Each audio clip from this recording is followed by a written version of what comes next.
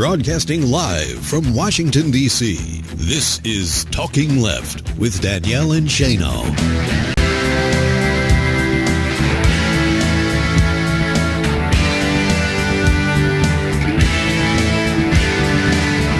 Good morning, everybody, and welcome to Talking Left, your weekly alternative to the Sunday morning corporate news. Hope everybody out there is having a wonderful morning. We have a big show in store for you guys today, and we're very, very excited about it. We have Dr. Frank Emspak of Workers Independent News talking about the Volkswagen UAW vote, Chancellor Williams of FreePress.net on the FCC and net neutrality, and Joe Madison, host of The Joe Madison Show. I love Joe. I love Joe. Joe is the way we start our day. Joe and Bill Press. Yes. And Joe is amazing. What an incredible broadcaster. And it was a real pleasure because we did pre-record. Yes. So, yes. But it is so worth listening to. And these are some great topics that I know our listeners care a lot about. Of course, racism, net neutrality, and unions. Net neutrality, the way we get our show to you and to the station and to the airwaves. You know, we're a little freaked out about it. Quite Just honestly. a little. Like, yes. I'm hoping it's all going to work this morning. Yes. I was skeptical. I'm like, how's the internet connection going to function now? Yeah, let's reset everything because we have had problems with our little, Apple TV thing getting Netflix. Yes. We go to play it, and there's been reports of the slowdown because we're on Verizon. And sure enough, that we go to play a show, and this is not available. And that is so after slow. We pay for some pretty high speed, just for the studio. Pretty extreme internet speeds, so that we can bring you this show. For this part of the world, it's not extreme for the rest of the world, the developed world. Yeah, they're like, really? That's slow, man. Over in France, like, really? Exactly. Y'all are slow, and you pay way too much for it. Yeah. So anyhow, we like to start off the show with news that you may have missed or that we think needs a little bit more attention. Starting off with a little town in Texas. I want to give a shout out to Denton, Texas, because they have some seriously brave people. Denton, Texas is looking to ban fracking. The Denton Drilling Awareness Group is collecting signatures to put a fracking ban on the ballot. This is Texas. Texas. Texas. That's like Texas, let's outlaw oil. Yeah, exactly. In country music. Exactly. I mean, seriously, you are up against it down that state. But I think this is a really, really awesome announcement and effort on the part of the Denton Drilling Awareness Group. A lot of people in that town are getting sick from fracking, from the air pollution, the water pollution, and they don't want it in their communities. They have tried and tried to go to the city to have them enact just some reasonable fracking regulations, like, hey, don't pollute our drinking water. Yeah, please. And the city continues to push back, won't help them. Well, and this is something we figured out, a couple of years back, and people still are writing about it. We saw an article, I think, on DU this past week. And a lot of people don't know that the clean air, that fracking is not covered under environmental laws. They were exempted by the Bush-Cheney administration. Yeah. From a lot of environmental regulations, Clean Water Act, Clean Air Act, things like that. They are exempt from an amazing amount of regulations. I actually have an article here somewhere. Yeah. We'll find it later. About all of the exemptions they have, but essentially every environmental law that you think would protect people, they're exempt from. Right. Clean Air Act, Clean Water Act. And all due respect to our president, this is a guy who's all for it. Natural gas. Yep. So long as it's safe. All of the above approach to clean energy, which doesn't make any sense. And how do we know it's safe if we don't know what's in the water they're jamming into the ground? And how do we know it's safe when the regulators are in bed with the companies responsible for fracking, as we're seeing with the Kasich administration and the news that broke that, they were working together to, quote unquote, marginalize anti-fracking groups. I have a feeling MSNBC will cover that. Because it's a governor. Yeah. It's a Republican governor. Exactly. That's So we're not going to waste people's time. It's the Republican governor network. Republican governor in bed with the oil industry. Shocking. Yeah. This just in. So surprised. Breaking news. Exactly. Not really, no. In other environmental news, and this one's a little bit frustrating, a whistleblower was fired after voicing concerns at the Hanford nuclear site. Donna Busch, B-U-S-C-H-E, so I may be mispronouncing Boucher, it. perhaps? perhaps, expressed concerns that there was a lack of safety regulations at the site, and went to government officials, went to her superiors, and was fired for it. With all of the talk about whistleblowers and Edward Snowden... Why don't you go through the chain of command? That's the main reason why I wanted to bring it up. How many times since Edward Snowden broke the news on the NSA have we heard, even from the president, that this should have gone through the correct channels and there are avenues and protections for people like that? Really? Yeah. Keep it quiet so that when you go complain to somebody that we can just whisk you away and you're never heard from again. Exactly. And this isn't getting a lot of press coverage anywhere. There's been a war on whistleblowers by this administration. Right. Flat out. And the Hanford nuclear site has had a lot of problems.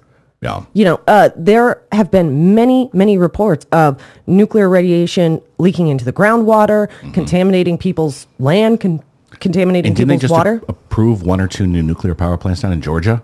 Yes, they did. Brilliant. We're going to get to that, too. Brilliant. Yes, but hopefully some more press will pick this up, and pressure will be put on the leaders and the management over at Hanford to give Donna her job back. Yeah, and note, this is actual green news. Debating like they did last Sunday on Meet the Press, whether global climate change is true or not true with not a scientist, Bill Nye, who did a wonderful job. Yes, he did. And a woman Marsha Blackburn, who sat right there and said, I'm not a scientist, and then just, cited a few scientists who've been paid off by the oil industry. Yeah, and continued to try to make the argument that carbon is actually good for us. Now, with all due respect, and with my apologies, actually, to David Gregory, and as we watched this, I said, you know what, next week,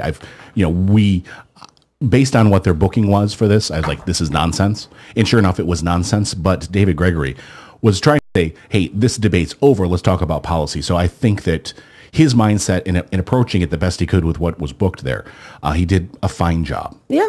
Given who was on. We were a little surprised. So it seemed like all of the Sunday news shows last week all of a sudden talked about the environment. Hey. And I think it's really interesting that all of them, except Fox News Sunday, seem to accept the conclusion that global warming is real, that human activity is playing a role in it, and they were talking about how are we going to fix it? What are we going to do about it? Fox News Sunday, not so much.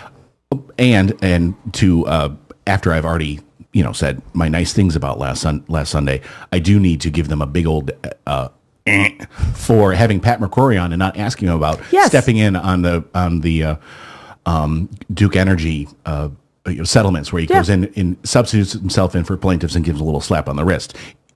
As McCrory is sitting there saying, yes, we're all about a clean environment. That's you're in right there, Mr. Schieffer. Yeah, your environment doesn't look so clean right now. When you give them a $100,000 fine, how are they going to clean up the environment? Exactly. So, speaking of Republican governors, another Georgia hospital, the 4th one so far, is shutting its doors because Georgia refuses to accept the Medicaid expansion. I wanted to touch on this because it may not be so obvious to some people. The Lower Oconee, I think it's how it's pronounced, community hospital is called a critical access hospital. It's in a rural part of Georgia. I just want to explain to people what critical access means and why the Medicaid expansion would actually make a difference here. Okay, so what happened is Georgia didn't take the expansion. This hospital didn't get that type of funding, had to close its doors. Right. So now this type of care that you're about to explain is not accessible to people in this rural area. Right. Critical access means that it is the only hospital within a specific number of miles, usually about 25 miles. This is a small hospital. It's only 25 beds. But when a hospital is a critical access hospital, they typically serve a disproportionate number of poor and low-income indigent patients who can't pay. You know why? Because if there were a lot of people who could pay, a company would come in and build a for-profit hospital. Right. But you will hear people on the right saying, oh, well, Medicaid dollars aren't enough to keep this open. The Medicaid reimbursement rates are so low that the hospital could never stay open. That is not true at a critical access hospital. At a critical access hospital, in order to keep their doors open, Medicaid actually pays a higher percentage. In order to serve the community, because healthcare should be right. Right. And so Medicaid doesn't pay their typical rates at one of these hospitals. They actually pay a percent of charges that is typically pretty high, like 70%, 60% of because charges. The federal government has determined it's in the best interest of the citizens in these situations because Right. the hospital is so vital to the area Right. and to people's health that they'll pay more. So now this hospital is closing, and people in Wheeler County, Georgia, will have to go 30 miles or more to the next hospital if they're in an emergency. That would be a death panel. Yeah. Just FYI. And all of the news that, Republicans like to talk about, that the healthcare law is forcing people to not have their doctors, is kicking people out of the hospitals or doctor's offices that they prefer to go to. Well, what about the people who preferred to go to this hospital? Or in critical situations, had to. Right. Now they can't. Right. So I wanted to point that out because critical access is not a term that I know most people are going to be familiar with. You just explained it to me because I didn't know myself. Exactly. And speaking of people losing their health care, 100,000 people in Arkansas are probably going to lose their health care. And I have to say, I'm not even going to blame this on Republicans in that state. I'm going to blame this on their outdated, antiquated constitution, their state constitution. According to their constitution, if lawmakers want to spend more than $2.5 million on anything, which is a small amount when we're talking in government, $2.5 million. Now, is that $2.5 million written into the Constitution itself? Yes. So it's not adjusted for inflation? No. So when this was put into the Constitution... 1934. $2.5 million was a lot more money than it is now. Right. So when some kind of relatively small state expenditure is needed, then what happens under the Constitution? They need 3/4 of members, 75%, in order to appropriate or spend more than that amount. Well, lawmakers, at least on the first vote, got 70 members of the House that wanted to expand Medicaid. On the second vote, 73 out of 100 members. So they're getting 73%. Right. They need 2 75. Wow. Right. So hopefully a couple lawmakers will cross that divide and come over so that 100,000 people in that state don't lose their health care. But I thought this was interesting because of all the talk of Republicans, strict constitutionalists. What do they do in this state? What do they do if they want to spend more than $2.5 million on a defense program for that state, on tax benefits for big corporations to move in? Those are just fine. But 75 votes needed to. Now, I don't know if you know the answer to this. When it comes to a tax cut, let's say there's a budgetary move of $2.5 million the other way. We're going to cut $2.5 million out of our budget. Do they require 75% for that? I doubt it, because the specific wording of their constitution is spend or appropriate. Right. So it's really easy, and therefore in that state, Yeah. to it's a small government type of thing. Yeah. We can whittle back the government really easily, but to provide services that our people need through the government, it's very, very difficult. California requires supermajority for expenditures and budgets. Yeah. And look at the trouble that it got them into. Well, during Schwarzenegger, it's a little bit easier now. Right. But Ian Millhiser over at Think Progress did a great write-up about this, explaining that essentially their lawmakers could vote more easily to commit treason and to secede from the nation than they could to give people Medicaid. They probably have a statute in there saying it only requires 40. To commit treason? No, commit. I don't think it would say commit treason. It would be secede. Yes. But it's more fun to say We're it doing my a way. logical leap from secede to treason. It's not a large one, but I sincerely say, we can vote to commit treason. I just don't see it in there. Yeah, I don't think it's written that way. No, probably not. I'll give them the benefit of the doubt that that's not exactly what the name of the bill that they might be voting on is. Yes. It is a sense of the Senate that we want to be treasonous. I just don't see it happening. I don't think so either. But at this point, they need 2 more makers to come across the line, come across the aisle to vote and get people to keep their health care. Hopefully, they can get 2 more lawmakers so that 100,000 people. We will keep an eye on it. Yes. In good news, and I wanted to give a shout out to the 4 journalists that helped Edward Snowden reveal the NSA surveillance programs. They're getting a big award. Yes. They are getting the George Polk Award from the Long Island University. Glenn Greenwald, Ewan McCaskill, Laura Poitras, and Barton Gelman. They were the 4 journalists most responsible for helping Edward Snowden reveal the existence of these programs. And put themselves at great risk. Yes. Look what happened to Glenn Greenwald's partner when stopped in, I think it was London and things like that. Yeah. So. Yeah. Well, Greenwald, of course, is overseas, and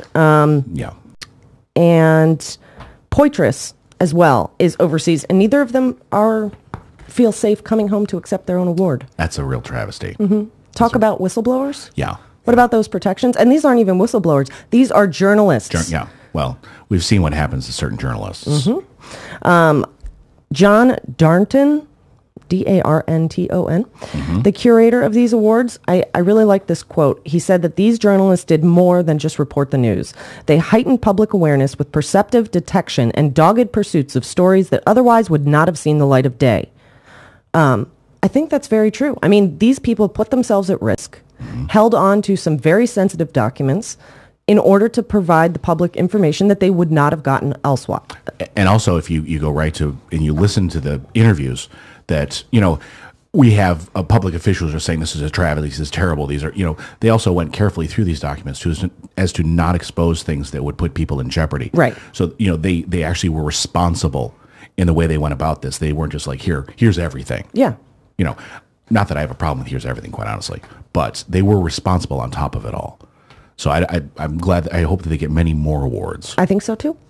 In some other frustrating news, the crippled Fukushima nuclear power plant leaked 100 tons of highly radioactive water this week. Somebody forgot to just turn off an overflow valve. Oops. What, do they have Homer Simpson working at that power plant? I think so. Remember, Homer works at our power plant. It's been 3 years since that disaster, and they're still in a mess over there. They're no closer to solving this problem, to repairing the plant, or even shutting the plant down. Let me just throw something out there. We as Americans always think there's a solution to every problem. Sometimes there's problems that don't have solutions. Exactly. This is probably one of them, where you do your best to mitigate, and then you don't do it again. Right. You don't build them in Georgia. That's my point. At the very same time, we hear that announcement. We hear from Energy Secretary Moniz that Southern Company, that's actually their name, gets a $6.5 billion loan to build 2 new nuclear reactors in Georgia. Have we not learned our lesson here? What is it going to take before we realize that this is a bad idea and we should not be building new nuclear power plants? I don't know how much worse it can get. No way. Anyhow, that segment flew by and we have to run to a quick break. Don't go anywhere. We have a huge show. Dr. Frank Emspak, Chancellor Williams of Free Press, and Joe Madison all coming up today. You're definitely going to want to stick around. A beautiful place full of wonderful things just waiting to be experienced. It's Talking Left with Danielle and Shano.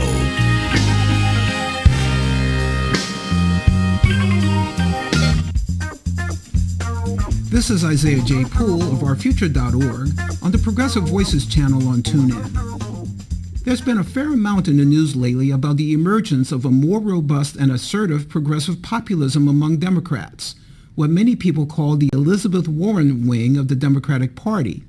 Some critics see an ascended progressive populist force in the party as a threat to its electoral chances in 2014 and beyond. But Roger Hickey at the Campaign for America's Future sees it as an opportunity for the party because progressive populism is actually where the majority of the country is. To prove that, the Campaign for America's Future has published a new website, populistmajority.org, that collects the latest polling data that provides evidence that there is indeed a populist majority. What we're demonstrating here is that there is a huge majority for politicians who use government to make things better for the American people. It is a strong, powerful majority that is rarely mobilized by politicians. Hickey says the information on the site will help candidates and activists craft a winning message. The populist majority site demonstrates that it's not just the liberals, not just the base of the Democratic Party, but the vast majority of Americans, whether they consider themselves independents or even conservatives, want an economy that works for them and wants to make sure that government is on their side. The website is populistmajority.org. There's a link to it on ourfuture.org, as well as more analysis and commentary on the new progressive populism. This is Isaiah J. Poole for the Progressive Voices channel on TuneIn. Filter-free radio. Filter-free radio. Filter-free radio with Jacob Dean and Skeptical Scott. Jacob Dean. With Jacob Dean and Skeptical Scott. I had the honor of interviewing Jill Stein, the actual Green Party presidential candidate for 2012. Our interview is at our website at filterfreeradio.com if you haven't watched it already. And in the conversation, I told Jill Stein, I was like, I used to work for Thom Hartmann. And where I'm at now is I'm developing a focus on the activism, on the participation, on the real difference making, not so much the political hearsay. And Jill Stein told me essentially words to the effect of, why is it that when people are abused, they always continue to keep running back to the abuser? Filter-free radio with Jacob Dean and Skeptical Scott. Why do we keep running back to the Democratic Party that keeps abusing us when we, as progressives, should be progressing forward? Filterfreeradio.com. This is the Media Matters Minute, and I'm John Kerr. During the State of the Union address this year, President Obama addressed his plan to make preschool more widely available to kids across America. Last year, I asked this Congress to help states make high-quality pre-K available to every 4-year-old. And as a parent, as well as a president, I repeat that request tonight. This week, the White House began following up on this plan. However, in a misleading tease for a segment about universal pre-K, Fox News host Tucker Carlson falsely presented it as mandatory. And President Obama vowing to mandate universal preschool programs. Is that the government's business? Is it the government's right to control your children at that age? Obama's push for early education programs, however, does not include mandating them, but instead focuses much more on expanding access to kids that need it. As the White House plan explains, a zip code should never predetermine the quality of a child's education opportunities. Jonathan Cohn at the New Republic reinforces this point, saying, participation in the program would be strictly voluntary. Nobody is mandating that anybody go to preschool. For more on this and other stories, please visit MediaMatters.org.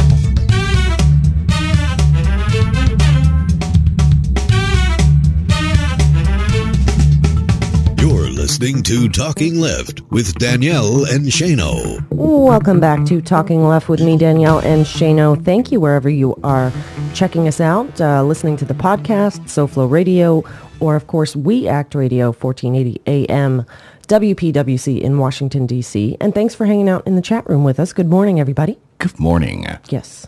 Yeah, we should take a poll about moving our slot, maybe. I like where we are. I like where we are too, but so no poll. Yeah, okay. You're like, Shane, be quiet. This isn't a democracy. I certainly don't get a vote. Last week, probably pretty close to this time, John Kerry gave a speech in Jakarta, Indonesia, and called climate change the world's most fearsome weapon of mass destruction. While I think we agree on a lot of the comments he made during that speech, it's awfully curious that as the U.S. has, 3 coal ash leaks going on right now, a chemical spill in West Virginia, God only knows how many fracking leaks, and we're building new nuclear power plants, that we are going to lecture the world about climate change. Right. Oh, yeah, and Keystone. Yeah. So this is the person who's the head of the department that's going to give the final yay thumbs up to essentially the last mile of Keystone to go over the border. It's the State Department. Right. And all indications are that it's going to be a thumbs up, go for it. Well, the State Department's own report, essentially every scenario they considered factored in that this disgusting, toxic, dirty tar sands oil was going to be taken out of the ground, and it was going to be shipped one way or the other. So that's how they made their comparison. Right. This is the least worst way to move this cruddy stuff. We need to be talking about the comparison with not taking that oil out of the ground. Or feel free, Canada, to take it out of the ground, but keep it north of that border, please. Right. Thank you very much. Kerry came out essentially lecturing developing nations, saying that they need to participate in climate change policy. However, a lot of developing nations are kind of saying, hey, U.S., China, Japan, you guys had your industrial revolution. You burnt all that coal, all that oil in order to become developed. Right. And that we should have the same right. Yeah, and also it's kind of like the progressive income tax, that the more developed you are, the more resources you have to use cleaner fuels and cleaner energy, that you have a responsibility as a member of the world. Right. That if you have those means, which certainly the richest country in the world, us, has those means, so why are we not? Exactly. So it falls upon leaders. If we want to be the leader of the world, which we always claim we are, we're always the first one to throw in, troops and bombs and all that stuff. When it comes to cleaning up the planet, perhaps we should be first there as well. I mean, Europe is obviously way ahead of us, but it isn't. This is a competition towards something good, right? And I'm not everyone saying wins. I'm not saying that developing nations should get a free pass on burning all the oil and coal that they want. And if you want developing nations to have cleaner energy, let's help them out. Right. Instead of giving them really cheap oil and coal, right? Maybe we could subsidize their solar panels. Yeah. Just saying. Exactly. I want to see John Kerry and the State Department live up to this speech. They will. I want to see them honestly look like they're taking it as seriously as they're talking about. Instead of saying something and doing the complete opposite. Right. Which is what it seems. Right. Don't just appeal to your environmental base to get, Democrats an edge in the next election. But talk is also cheap. Right. And it is just talk at this point. And it wasn't even talk here. Give that speech here. Yeah, I dare you. Yeah, because they already jumped all. Oh, you're comparing that to terrorism. Peter King's head exploded. The Peter King. Oh, you said the word terrorism. Oh no. I think what John Kerry said is true. It is absolutely the world's most fearsome weapon of mass destruction. Something that, if you continue on the path you're going, could eliminate the entire species. John Kerry says this, and then to quote Joe Madison, "What are you going to do about it?" Right. What are you going to do about it? And the quote-unquote above, all of the above policy on so-called clean energy that includes, I hate the term, clean coal, nuclear, and natural gas is not doing it for me. Dry water. Yes. It's about as, and speaking of regulating energy, right. There's a huge, gigantic, massive, holy cow case for the Supreme Court this week. 6 cases that have been consolidated. It pretty much challenges whether the EPA can regulate greenhouse gas emissions. Now, hasn't the Supreme Court ruled on something similar not too long ago? They heard arguments on something similar, but this is the biggie. This is the biggie tomorrow. If you're listening live, it's tomorrow. If you're listening on the podcast, it could have already happened, but I'll be at the Supreme Court, and I'm sure that all the fine writers at Think Progress will be writing about it in SCOTUS blog, so keep an eye on it, find out, and we will also talk about it next week. And if you want to get a sneak preview of Shane's thoughts on that, you can go over to talkradionews.com after that case. Yeah, it'll be up. I'll probably write it up tomorrow as fast as I can after I get out of the court. Okay. So no later than, tomorrow late afternoon. So. Yeah. Shane's going to be there. He'll tell you all about it. Hopefully. I'll be crammed into the press section, those little tiny seats. Hopefully the Supreme Court. I'm whining at the Supreme Court staff, but they're actually very nice. Yes, they're very nice. We still have a big show. Dr. Frank Emspak of Workers Independent News, Chancellor Williams of freepress.net, and Joe Madison coming up today. You definitely don't want to miss the rest of this show. You're listening to Talking Left with me, Danielle and Shano. Stick around. Hey, it's Hal Sparks from the Hal Sparks radio program, Mega Worldwide. And this is Talking Left.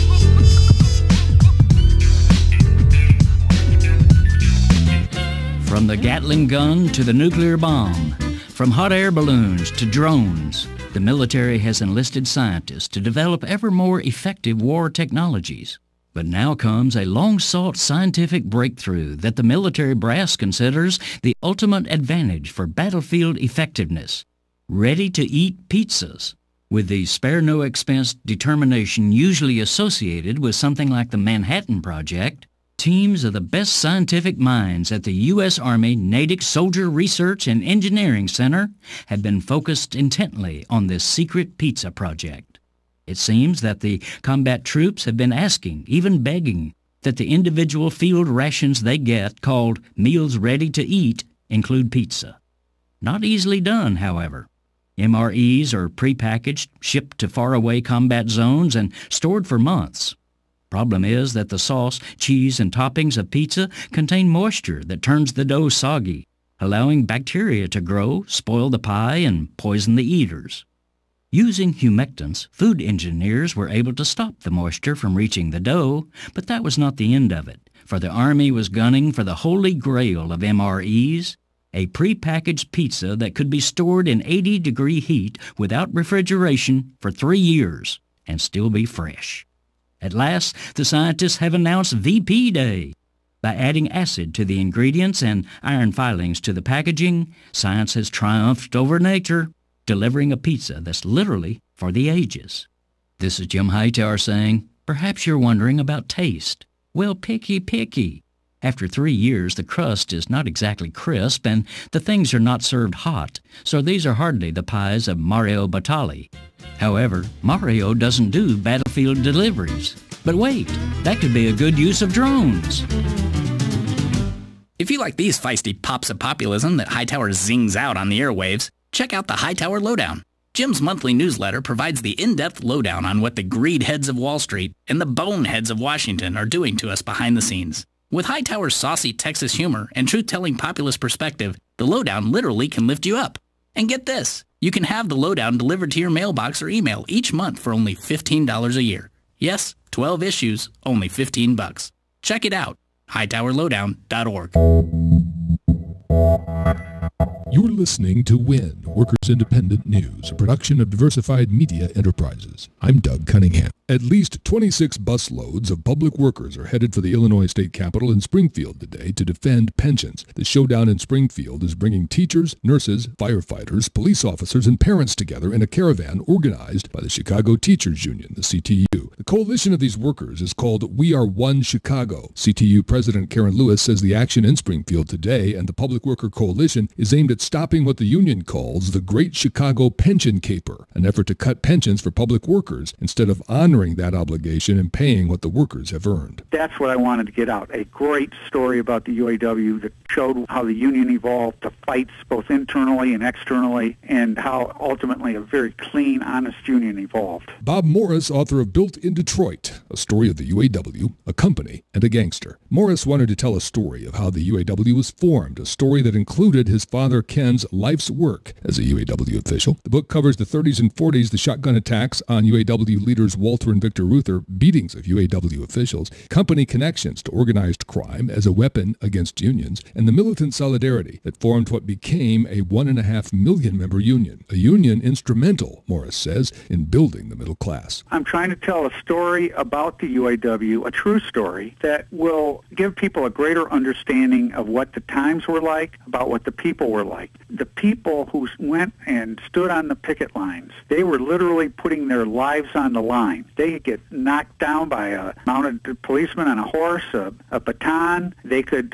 not be able to go to work the next day, or they could get blacklisted. They were literally putting their lives on the line. It goes back to solidarity forever. When you're united, you can stand up for something. When you're individuals, whether you're, frankly, in China or in Tennessee, you don't have anything. It's when you're united that you have strength and you have power to take on management. Morris says despite the recent UAW loss in the VW Tennessee plant union election, he believes the UAW has a strong future. The UAW plays an important role. I think this vote might have gone another way if certain members of the U.S. Senate hadn't fabricated stories that probably affected a number of votes. So I hope the UAW keeps working and working hard, and I think it will turn around. United Steelworkers members have ratified a new 5-year master contract agreement with 4 paper mills in Tennessee, South Carolina, Alabama, and Georgia. The master agreement also includes mill workers represented by the International Brotherhood of Electrical Workers and UA. The USW says the contracts improve wages in each of the 5 contract years, secures high-quality health care, and helps ensure that the paper mills will be the most efficient in the world.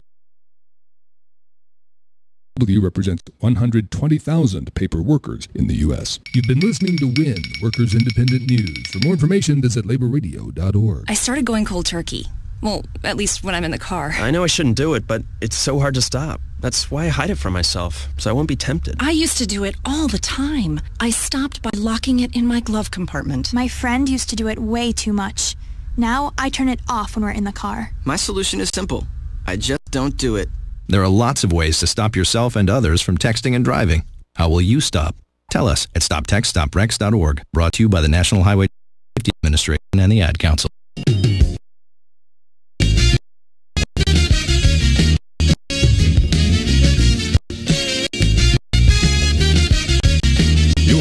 listening to Talking Left with Danielle and Shano. Welcome back to Talking Left with me, Danielle and Shano. Thank you wherever you are hanging out with us. We are very, very and thrilled, actually. Yes, want to give a shout out to Victor Rocco in that room. For anybody who has been on our website and checked out the really cool progressive radio and progressive media directory. I don't know that there's one that's more comprehensive out there. That is solely the work of Victor Rocco, and you need to follow him there. He will keep you apprised of everything progressive media. Yeah, yes. Amazing. And if you were to go over there and download those all to your iPod or iPhone or whatever device you have, or your computer, and listen, you could listen to 24 hours a day for the entire week. Probably more than that. Yeah. So, and what we do here, there are a lot of people doing, and we're so glad everyone is. Yeah. That so many people are getting into it, and those who have questions and want to get into doing this, if you have questions, ask us, and we will give you all. Because we did it we're doing it on a shoestring. Yep. And it can be done. Absolutely. No matter what your ability and what your financial situation, we will help you figure it out. You can contact us at talkingleft@gmail.com. You can send us a message on Twitter at talkingleft or on Facebook. We support all independent progressive the more voices, media. the better. Yes. And we'll put your name up there in that progressive. Absolutely. Without a doubt. Yes. Without a doubt. And if you're doing one and yours is not there, let us know. Let us know. Yes. It will be there. It will. I think most people listening to this show are familiar with the phrase Friday news dump. Yeah. And I didn't learn it until I watched The West Wing. Really? It was on The West Wing. It's probably something that's been around forever. And essentially stories that government officials, administrations, be it presidential, gubernatorial, whatever the case may be. And by the way, they do this also before the really big news dumps happen before holiday weekends. Oh, that's Think right. about that. So sometimes it'll happen on a Wednesday if the 4th of July is on a Thursday, for example. Well, but it's normally Friday news dumps. There was some news in this week's Friday news dump. We should explain. Of course, Rachel Maddow explains it much better, but you essentially, any bad news or news that's going to be people are going to criticize, you do it late Friday afternoon so that, because people don't really read the Saturday newspapers and Sunday, they're doing all kinds of family things. By Monday, hopefully the news cycle has moved and something bigger has happened over the weekend, so no one ever covers it. And so far on this story, I haven't heard anybody cover it. Right. And we've seen a lot of documents recently released. As much as we try not to talk about the whole Chris Christie scandal and all of these stories that are getting way too much attention, all of the big juicy bits of information seem to come out on Friday afternoon. Do they? Yes. Like I said, you said I'm not paying attention. We've had enough of it. But Detroit took part in the Friday news dump this week. Yes. The little dictator of Detroit. The plans for the Detroit bankruptcy were released Friday afternoon. And so it's essentially you file for bankruptcy, and that stops your creditors from being able to come after you. And then if it's a reorganization, of course this is, you put forward a plan to the bankruptcy court saying these are our debts, and this is how we want them reduced, and this is our plan going forward to emerge from bankruptcy. Right. So this is all the people, which includes unions and retirees. This is their plan for how to deal with pension. This is their plan for how to deal with bonds, all of their debts, how to deal with the artwork. And it's like a 500-page document. And they released it, of course, Friday afternoon. Have you heard about it? I'd like to know, has anybody heard about this? I have not heard about it. No, and it's in the print press. I mean, Reuters has it, AP has it, it's Washington Post. And essentially, like many people predicted, it's a plan to slash union pensions, along with bondholders who are getting hit pretty hard. Really ticked. I'm very surprised by this. Actually, the insurers of the bonds are really upset. And the way the plan is worked out, the broad sketches. Now, I haven't read the 500 pages, so I am reporting on reporting. Right. So thank you to Reuters and everyone else. Bonds will essentially get 20 cents on the dollar, which that's pretty low. But unions, workers, retirees are going to get, their pensions are going to be cut by a third. And that's a lot. If you're living on a pension, to suddenly lose a third of your income is a big hit. And I asked you a couple questions when you found this story. Yeah. And I think they're really interesting, and they're questions that other people might have as well. I said, why wouldn't these pensions be covered by ERISA, the Employment Retirement Security Act, that says if your company slashes belly up, you lose your pension, that there's like an insurance policy for it. Kind of like the FDIC of pensions. Right. But that's not the case for... ERISA does not cover states, municipalities, or some certain religious nonprofits. So no, it does not cover these workers. So they're just out of luck. They are, and also if you look carefully at it, at least trying to dig into some of the details on this, there are what's called general workers. They're going to get cut by a third. There are certain workers that have pensions like firefighters, police, and they get the double whammy of the fact that they don't contribute towards Social Security. That all that money, they have opted out of Social Security and towards the pension. So they don't even have the government safety net. So their cut is actually going to be closer to 10%. But the thing is that millions, no, I'm sorry, I'm overestimating there. 20%, they said, 20% of the retirees within the next few years will fall below the poverty line if this goes through. And let's think about where these are people who've worked their whole life towards a pension, relied on that pension, and now are going to be in poverty. Right. Poverty. Right. And, the Republicans always talk about pull yourself up by your bootstraps, that people who want the social safety net, who want government benefits, just don't want to work. These people already worked. Yeah. They paid in, some for 30 and 40 years, paid into these pensions, and then the Republicans sold their bootstraps. Yeah. They took them right out from under them and said, because of our mismanagement, not only are we going to blame you. Well, you could argue that much of the management was Democratic over the years. Fair enough. I'm talking about bankruptcy laws that allow this, and the fact that ERISA does not cover these people, that there isn't an insurance plan for them. I think pointing partisan fingers at this, I think this is more a function of the bankruptcy court, the same bankruptcy code that doesn't allow you to write off student loans and things like that. Bankruptcy codes that have been changed over the years to really help business and hurt people. Right.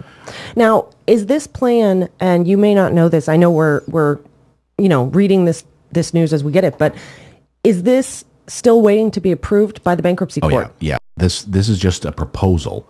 Then there could be more negotiations, and if there's certain agreements, percentages go up. There's sweeteners that if the unions do agree or the pensioners do agree, then there'll be 25% cut instead of a 33% cut. There's all kinds of different negotiations that have to go on, and it's important to note that unions have sued, saying that Detroit is not eligible for bankruptcy under the bankruptcy code, and of course that was stopped. The judge in this case said no, you can. They've been approved to skip the federal district court and go straight to a court of appeals on that. So that will still proceed. So another court, an appellate court, is going to look at whether Detroit's even eligible for bankruptcy. So a lot going on in that case. Yeah, I mean, it's definitely something we have to watch, and it's just part of this bigger picture of... The whole thing is set up by Kevin Orr to have $820, I think it's $820 million in outside investors who said they will contribute this money if this plan goes through. And that always...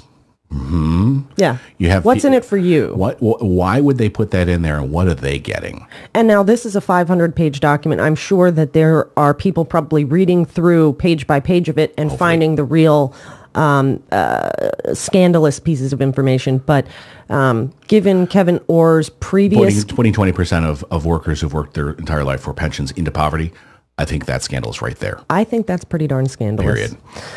We do have to run to a quick break because we want to be back in time for our upcoming interview with Dr. Frank Emspak, the managing editor and executive producer of Workers Independent News. Big show in store for you today. You're listening to Talking Left with me, Danielle and Shano, and we'll be back. Stick around. It's just implied, but we all know what's going on in this thought bubble. The kids don't know, but we do. It's Talking Left with Danielle and Shano.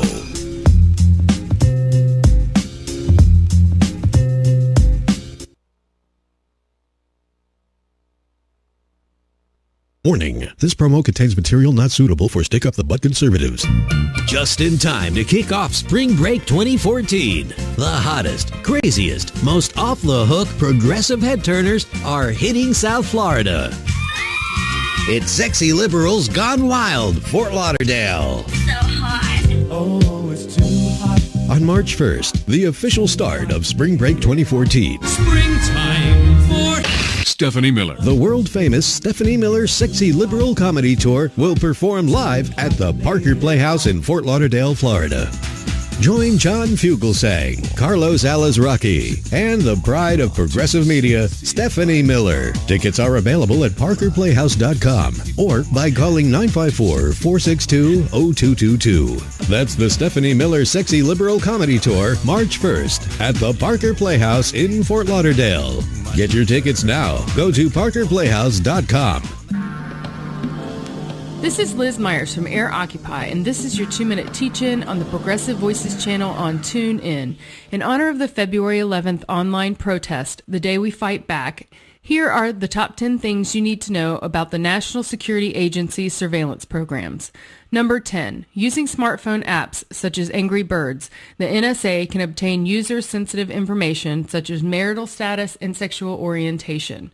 Number 9. The NSA collects over 200 million text messages per day around the world. Number 8. The NSA likes cookies, browser cookies that is, which can be used to hack into target computers. Number 7. Your computer doesn't even have to be linked to the internet to transmit information. The NSA implanted tiny radio transmitters in nearly 100,000 computers around the world. Number 6. So many agents were spying in World of Warcraft that they had to figure out a way to make sure agents weren't spying on each other in the game. Number 5. 5 billion. That is the number of mobile phone locations the NSA collects daily. Number 4. The NSA Office of the Inspector General admitted that agents have abused the surveillance system to spy on spouses and ex-lovers. Number 3. The NSA would like to know who your friends are to create a comprehensive map of social network connections. Number 2. The NSA has shared data with the Justice Department, the CIA, and the DEA, which shares intel with the IRS and local law enforcement. The number one thing you need to know about the NSA surveillance is X-Key Score. You need to look that one up yourself. So, who is watching the Watchers? Find out more on Air Occupy. This has been your 2-minute teach-in brought to you by Air Occupy on the Progressive Voices channel on TuneIn. This is the Media Matters Minute. I'm Coleman Lands. CNN's Wolf Blitzer invited Dallas Morning News reporter Wayne Slater on to discuss the ongoing controversy surrounding Republican Texas gubernatorial candidate Greg Abbott's decision to campaign with National Rifle Association board member Ted Nugent. Firebrand Ted Nugent, a darling of the far right, is campaigning at this moment with the Texas gubernatorial candidate Greg Abbott. This despite Nugent's recent characterization of President Obama as a, quote, subhuman mongrel. You know, it's one thing for Ted Nugent to be saying what he's saying, calling the president, in effect, a communist, a subhuman mongrel. It's another thing for someone who wants to be governor of Texas to welcome him in out on the campaign trail with him. Yeah, I suspect they're going to be running away from him fairly soon, but we'll see. We'll see what happens. For more on this and other stories, please visit MediaMatters.org.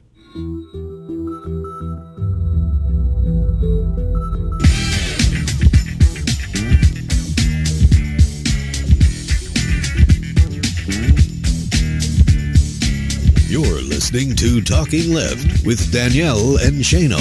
Welcome back to Talking Left with me, Danielle and Shano. We are just minutes away from speaking with Dr. Frank Emspak of Workers Independent News. And the creator of. Yes. Professor Emeritus at Madison, University of Wisconsin-Madison.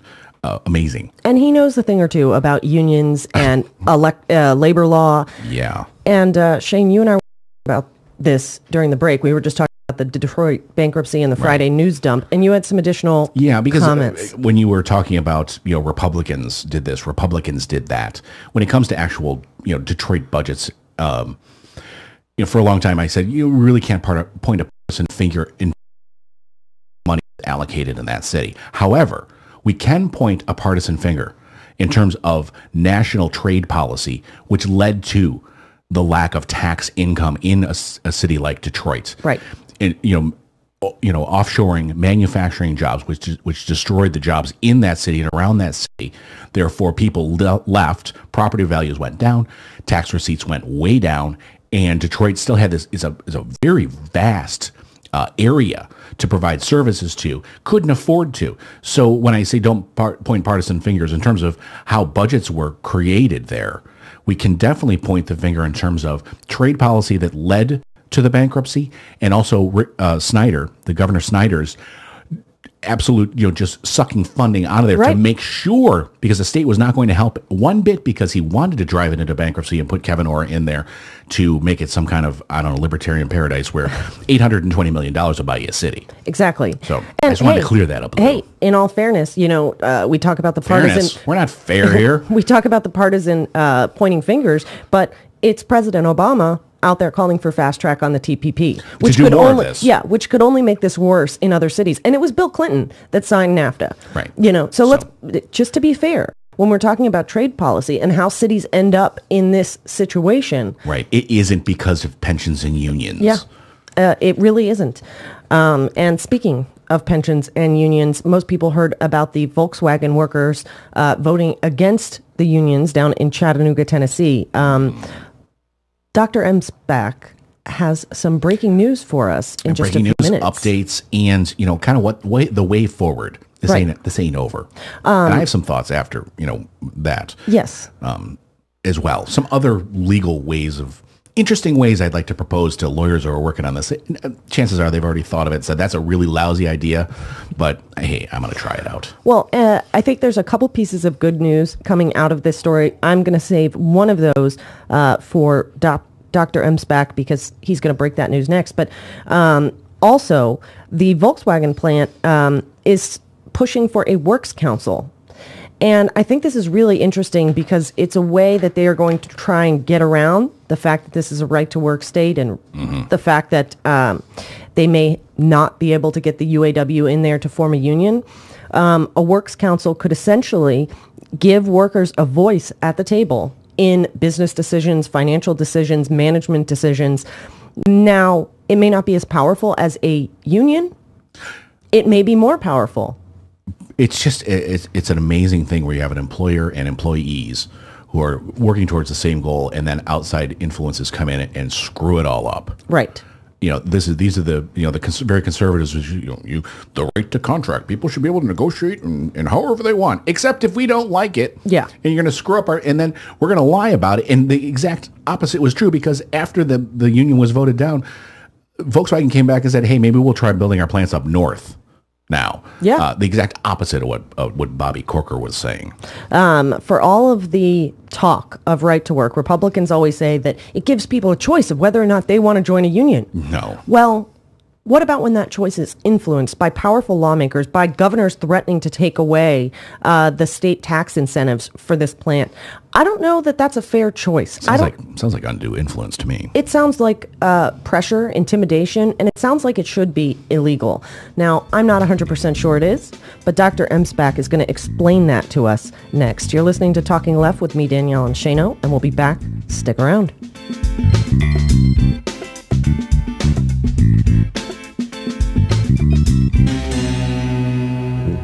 Terrestrial radio, they don't want us Soyuz around no more, so... They hit us, so hit them back.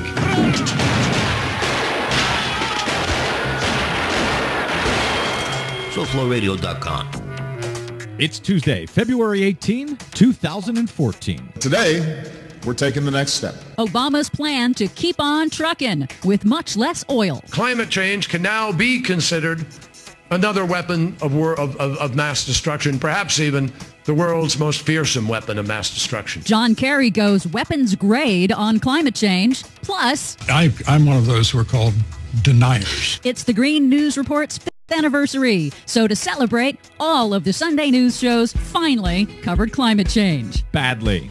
All of that and more straight ahead. From BradBlog.com, I'm Brad Friedman. And I'm Desi Doyen. Stand by for 6 minutes of independent green news, politics, analysis, and snarky comment. We do not have time for a meeting anywhere of the Flat Earth Society. Oh, thanks, John Kerry. There go my weekend plans. This is your Green News Report.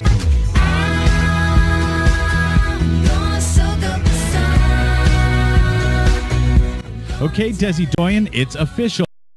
The Green News Report is now 5 years old. Woohoo! And, of course, to celebrate, as you mentioned, all of the Sunday news shows finally decided to cover climate change this weekend. Yeah, it only took extreme storms battering the East Coast, the UK drowning, Australia baking, California drying up. They finally decided to cover climate change after ignoring it for years. Right, but they did it really poorly, and only 2 of the shows even bothered to bring on a climate scientist. Yes, ABC's This Week and Face the Nation on CBS at least had actual climate scientists, and predictably Fox News Sunday focused solely on denying the science. That's a given, so we can ignore them. But I think it was David Gregory, and I wrote about it at bradblog.com and Salon this week. I think it was David Gregory and Meet the Press who took the cake for the absolute most embarrassing performance for what he billed as, quote, a debate about climate change, as if there is really anything to debate. He had on Congressman Marsha Blackburn, a huge denier, and he had Bill Nye, the science guy, who, while I'm sure he's a very nice fellow, he's not a climate scientist either. So in case you didn't see it, here's pretty much all you need to know from the entire Meet the Press climate change segment. Now I want to turn to the politics of weather. What a big story this week. Oh, yes, it is. The politics of weather. What a very big story this week. There is not agreement around the fact of exactly what is causing this. Yes, there is. It's man. Man is causing it, at least according to 97% of 4,000 scientific studies over the past 20 years, which discuss the cause of climate change. 97% of them said man was the cause. There is not consensus. Yes, there is. There is consensus. 97% consensus. There is not consensus there. Yes, there is. No matter how many times you say it, there is consensus there. You don't need a PhD in climate science to understand what's going on. But apparently, you need one to make sense of Meet the Press. We are going to leave it there. This debate goes on. I thank you for your time this morning, Absolutely. both of you. Thank you so much. Okay, thank you. That's all you missed on Meet the Press, Desi Doyen. Yeah, it was another embarrassing failure for them. And for David Gregory, can someone please put him out of our misery? Meanwhile, in the reality-based world, President Obama on Tuesday launched the next step in his year of action on climate change by tightening fuel efficiency and emissions standards for heavy-duty trucks. Heavy-duty trucks account for just 4% of all the vehicles on the highway.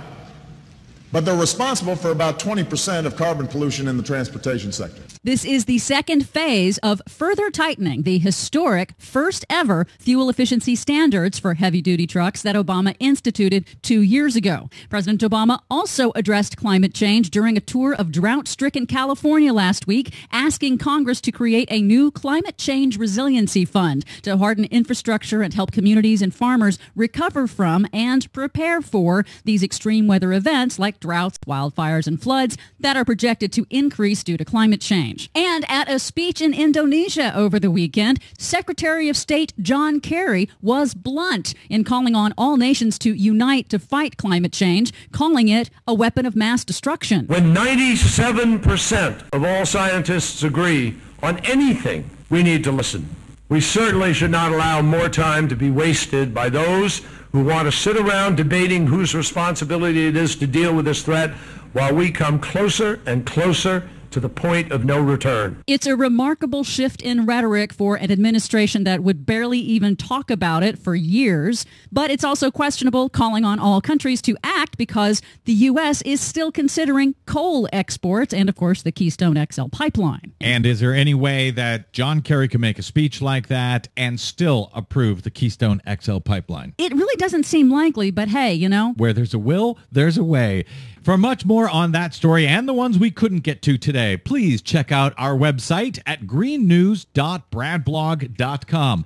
It is, as we said, our 5th anniversary of the Green News Report. Over at Bradblog, where we're celebrating our 10th anniversary, please consider a donation to help the Green News Report stay on the air for another 5 years. I'm Brad Friedman. And I'm Desi Doyen. And this has been your Green News Report. Was that so hard, David Gregory?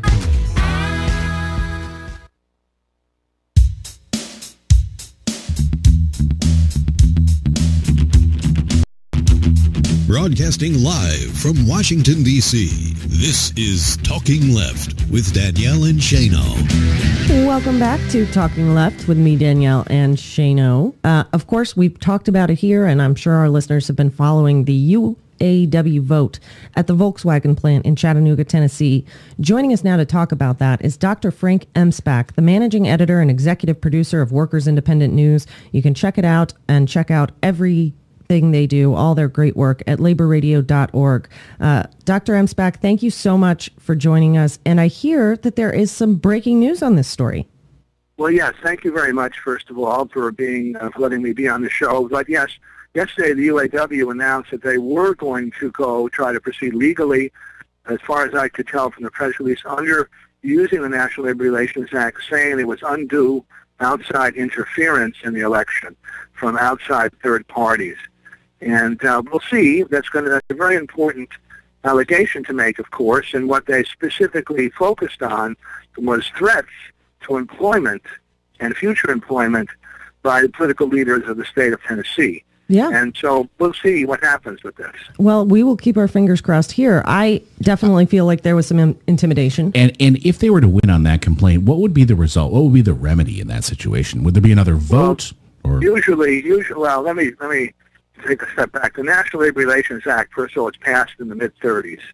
And it was passed specifically to have a pathway for unionization, because prior to that, you could do companies to do whatever they wanted, and so could workers.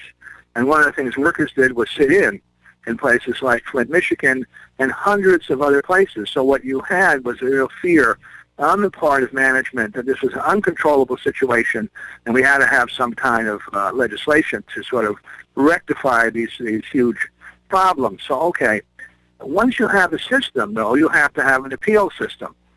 Because what would happen is the union would say, wait a minute, the companies have fired people, they have intimidated people, they've done this, they've done that. And so you have a situation called unfair labor practice, which means that under a certain set of circumstances, the companies cannot do this.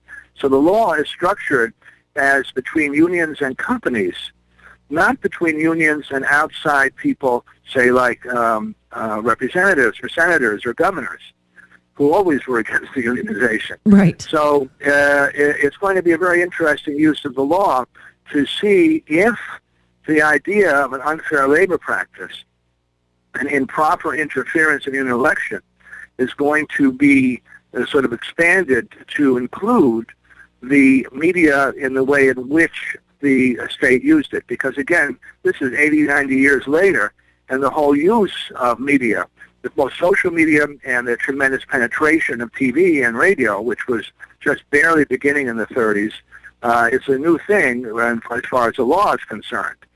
And so we're going to see what's going to happen. It's an innovative use of the law here, and certainly goes to the major point, which is intimidation and its effect.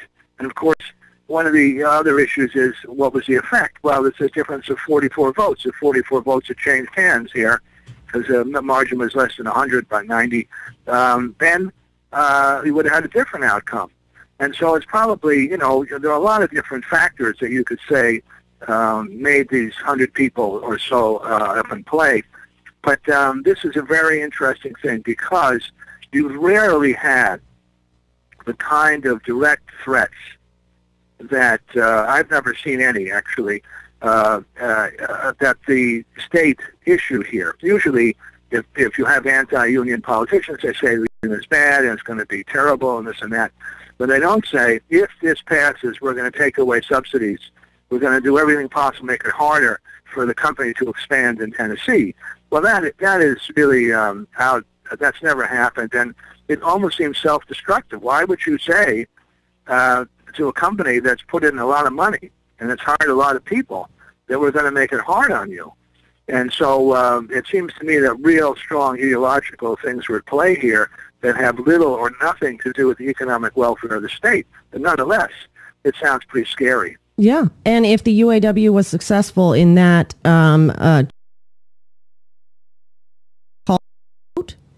well, usually, again, you see two different things with National Labor Relations Board settlements. Sometimes there's a monetary settlement, and obviously if there's a discharge, somebody's fired, you get your job back. But this would be the only kind of remedy that I think anybody would want is another election. Yeah. I don't think that I've not seen any cases recently where the National Labor Relations Board has said, well, we're going to set the election aside and these guys win. So I suspect that the remedy would be another election. Well, I certainly hope so. And I hope that it's an election free of intimidation tactics. What do you say, Dr. Emspach, to people who just claim that workers didn't want the union, that the UAW just did not run an effective campaign, and that this is part of the South and the Republican talking points that everybody wants the quote unquote right to work, or as I call it, the right to work for nothing laws. What's the response to that? Well, there's a lot of types of response. So first of all, a couple hundred miles up the road, you have the Spring Hill General Motors plant, which is unionized and which is open only because the UAW intervened and insisted that the company restarted after the Saturn had moved out.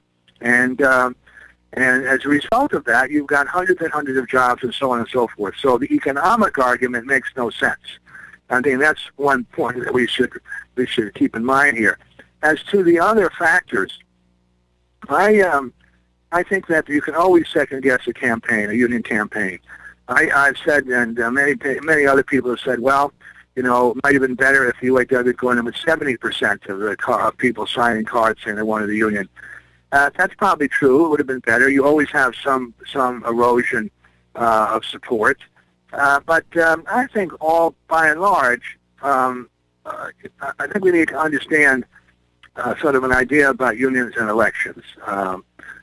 I guess I would start this way. In many, many cases, you have approximately 40% of workers in a place that want a union, for sure, and another significant percentage, 25 or 30, who don't. And so you've got in play usually about 30% of the people. There are a lot of reasons for this, but I mean that's what we're talking about here. And I think that sometimes the motivation for that 30% to come over to the union is that something egregious or terrible that the company has done.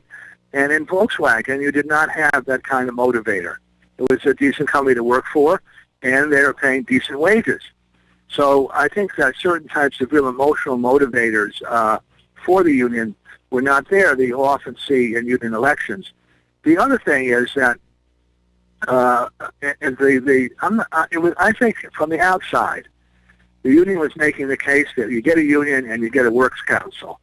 And I think a lot of people probably said, what's a works council, and why do we have to have this step with the union, which we're not so sure about, to get the works council? Why can't we just get the works council? And I think that the opposition to the union played up that fear or that sort of anxiety quite a bit by having those very scary pictures up saying the union was in Detroit and look what happened to these guys, Yeah. And so I think it's that type of thing that happened. So two questions come out of this. Are Southern workers somehow different from everybody else? And what is a works council? Let me just say something about Southern workers when I think about this. We've had a lot of discussion this year about Martin Luther King and about the movement for civil rights in the South and elsewhere. But if we take Birmingham in 1956, who was leading the charge in Birmingham?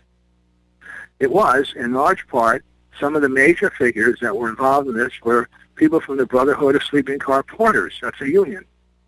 And they got a lot of support from the iron miners and everything else surrounding Birmingham, who are also unionized. And so you have throughout the South, for the last 60 or 70 years, these epic struggles of white and black people to organize the textile industry. You have the longshoremen organized under a black leader in South Carolina, a very progressive person, and a real model for what a local union can do, who faced conspiracy charges 6 or 7 years ago because they went on strike in a solidarity effort.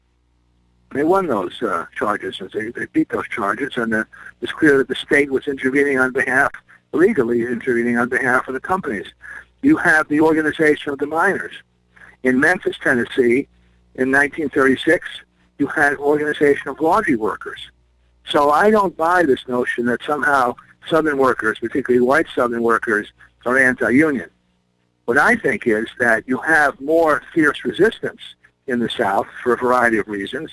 The race card was used for generations successfully, and today people can take a look around and say, wait a minute, RCA moved from New Jersey to rural Indiana to the South, and now they're in Mexico. This is really what happened. It's called RCA Capital Moves is the name of the book.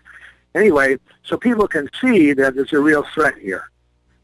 And I believe, you know, some people act and say, well, the only way we can deal with the threat is hunker down and hide. But other people stand up.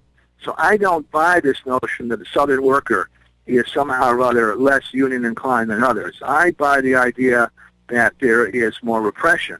Yeah. Secondly, I would say this. Let's take a look at votes in the North.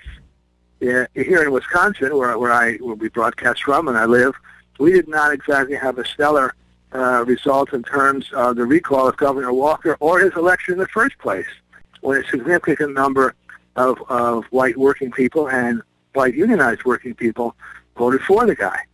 So I don't buy that Southern culture business at all. Yeah, I have to agree with you. And I'm from South Florida, and I know plenty of people that support and advocate for union. I want to quickly remind everybody we're speaking with Dr. Frank Emspak, the managing editor and executive producer of Workers Independent News. You can check them out at laborradio.org.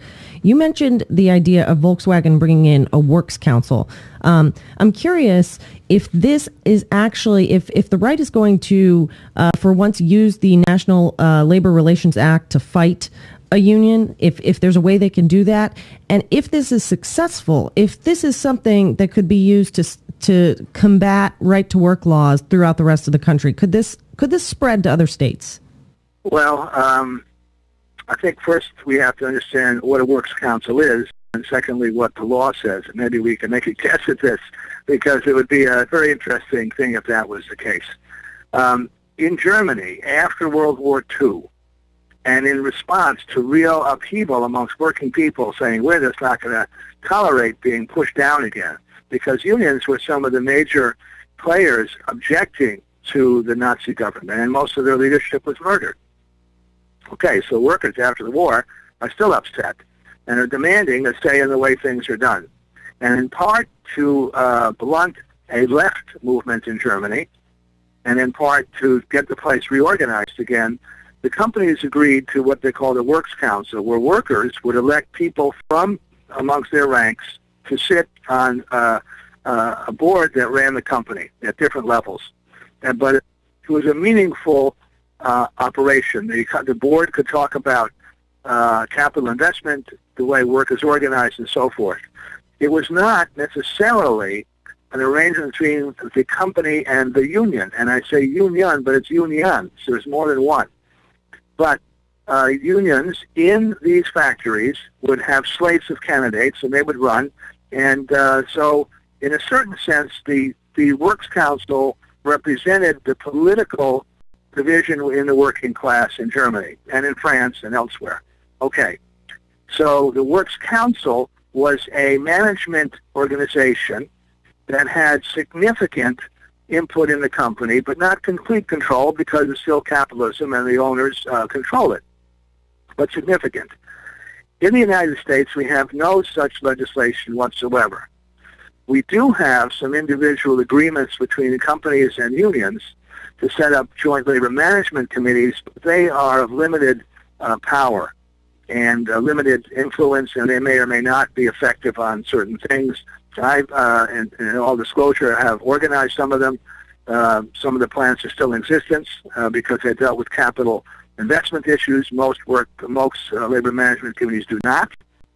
And so you have a few of those. So it's possible to have a cooperative arrangement, but the Works Council has much more legal authority.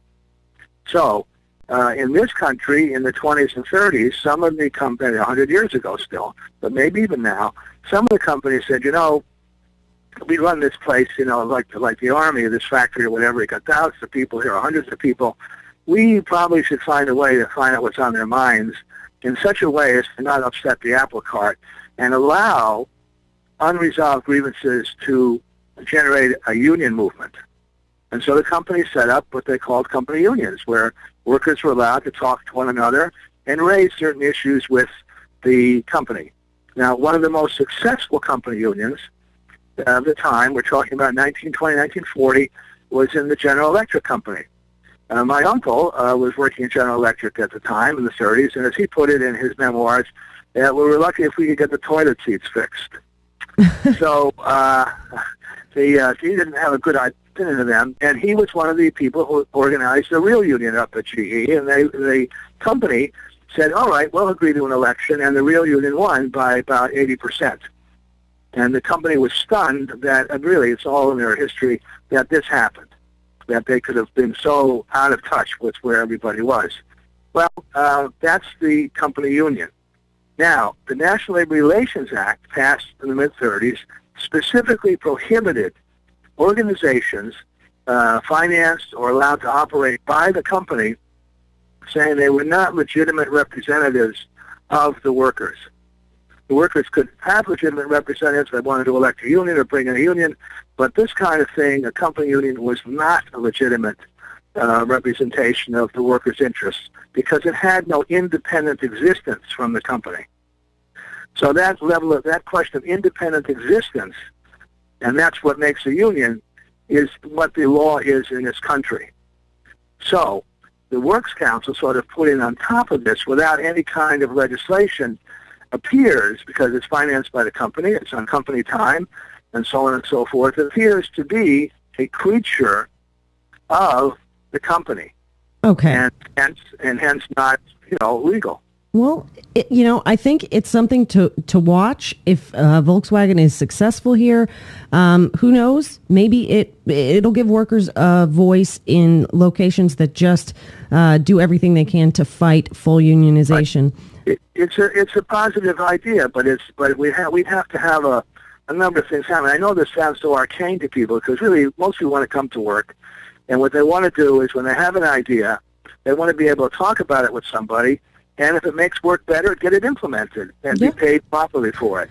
And I think the Works Council in Germany actually is able to use these ideas in progressive ways, which is why the Germans are paying more than we are, have full benefits, and their companies are competitive. Yeah, I mean, it makes perfect sense to me. Dr. Emspak, thank you so much for enlightening us. There is just so much here to try and understand, and I'm sure we could talk to you all day about this, but your time is valuable.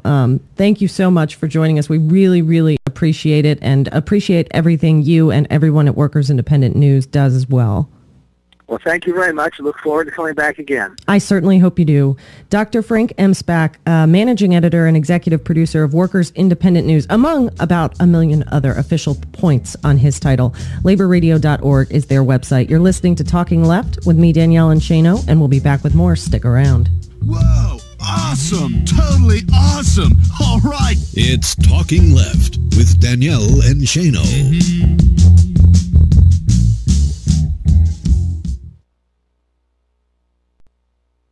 This is Tara Devlin, a.k.a. Pterodactyl from RepublicanDirtyTricks.com on the Progressive Voices channel on TuneIn, and this is my 2-minute tirade. When Orwell wrote, "War is peace, freedom is slavery, and ignorance is strength," he was truly unpacking the conservative mind. They illustrated this, again, by railing against the fact that Obamacare will afford 2.5 million people the freedom to leave jobs they're working simply because they no longer need employer-provided health insurance. To people who actually love freedom, liberals, choice and flexibility are good things. But the right wing and their millionaire propagandists are all indignant, contemplating the thought of the lazy American worker sitting around while Uncle Sugar carries them on his back, when everyone knows that Uncle Sugar's back is busy giving free rides to the 1%. So let me explain to conservatives who think that indentured servitude to transnational corporations is freedom. If you can't leave a job because you can't afford to lose the health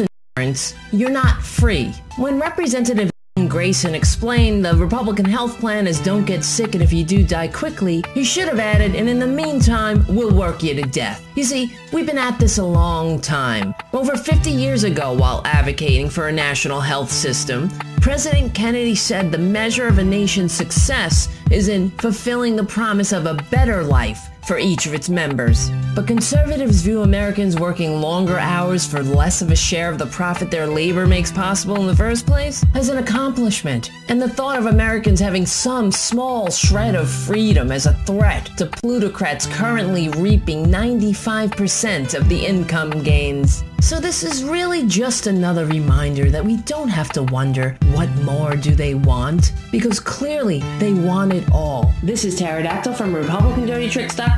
Keep listening for 2-minute tirades and more on the Progressive Voices channel on TuneIn. Filter-free radio. Filter-free radio. Filter-free radio with Jacob Dean and Skeptical Scott. Jacob Dean. With Jacob Dean and Skeptical Scott. The news of raising the minimum wage sounded great. $11.50 an hour in Washington, D.C. and in Maryland, in the counties in Maryland, where I used to live in Montgomery County. Sounds great, but I thought I heard something in there that wasn't too hot. What was that one little bit there? That's scheduled to be in place by 2016. Oh, that part. Right. Yeah, well, sure, we'll throw you a bone. A couple years from now.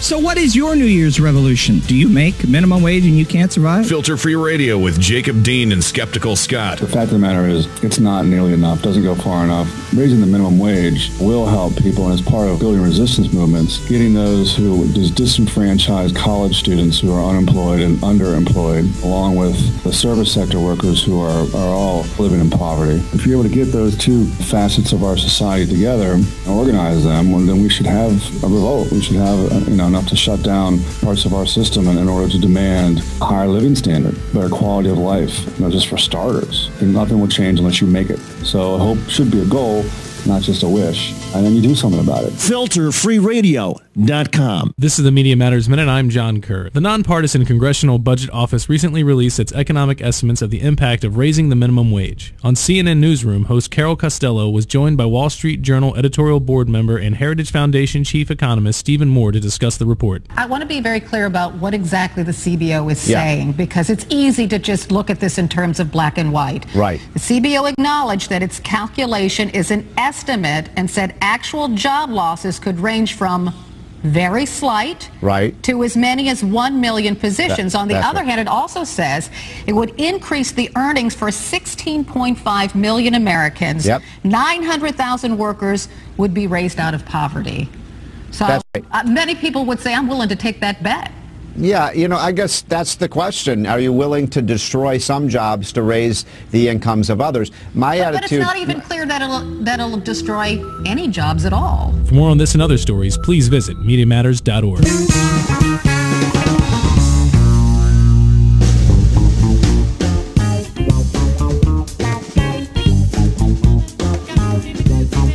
You're listening to Talking Left with Danielle and Shano. Welcome back to Talking Left with me, Danielle and Shano. Thanks again to Dr. Emspak of Workers Independent News.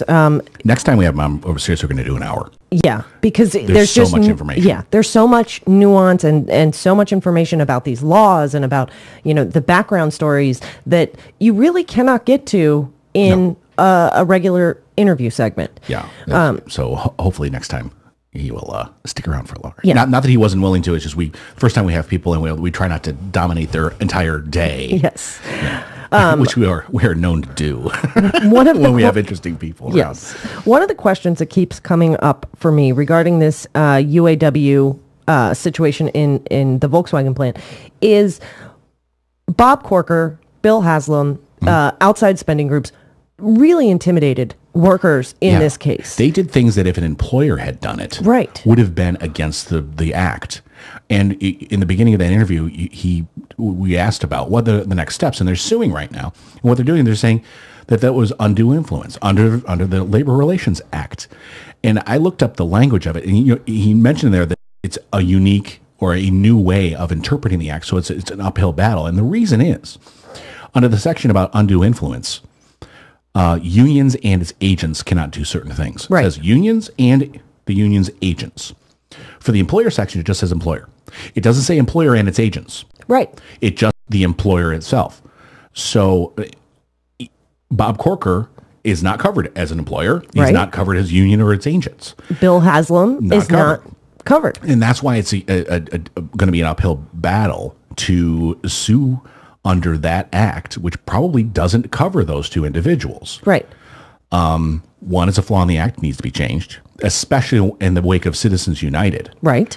That, issues type people who come in and essentially lie. But I was thinking about it, and I think there's another way to go about this. And I don't know if anyone's looked at this yet, the attorneys. A tort is when it's a civil wrong. If you do something to someone else, it's a tort. And there's a thing called a tortious interference with a prospective contractual relationship. And I know that's a mouthful, but essentially what it means is if you come in and you meddle in someone else's contract negotiation and you blow it up, you can be liable for a tort. There's also interference with an actual contract where two people have a contract, you go and you mess with it. Right. And you screw up the contract. You're not allowed to do this. And that's basic law. That's not just, law. Yeah. NLRB employment law. This is just common law. This is tort law. It's, it's tortious interference with a prospective contractual relationship. There has to be a prospective contractual relationship, which there was. Right. You had a situation which the employer was for this. The union was for this. Almost a majority of the workers were for this. In terms of signing cards, it was 65%. So greater than half of the workers wanted the union to come in and do this. I would definitely call that a prospective contract. That is a prospective contract. If you know about the prospective contract, that's the other part. They obviously knew about it. Right. And then you go meddle in it, especially with lies, and there is damage as a result, they're liable.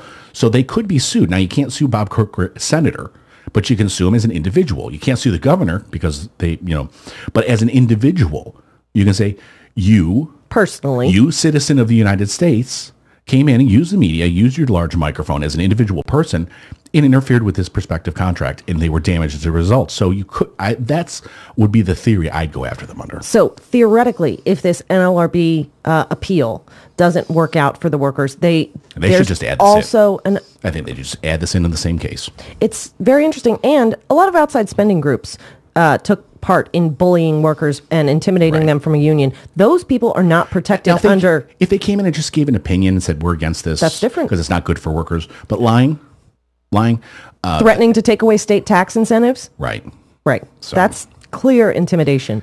To me, so just an idea. Yeah, just an idea. And discussing these issues kind of plays into our next subject. Without the internet freedom, without the right to exchange ideas on the internet, maybe a lot more difficult to talk about subjects like this. That's why net neutrality is so important. We're going to speak with Chancellor Williams of freepress.net next. You're listening to Talking Left with me, Danielle and Shano, and we'll be back with more. Stick around. What is this? What's going on? It's Talking Left with Danielle and Shano.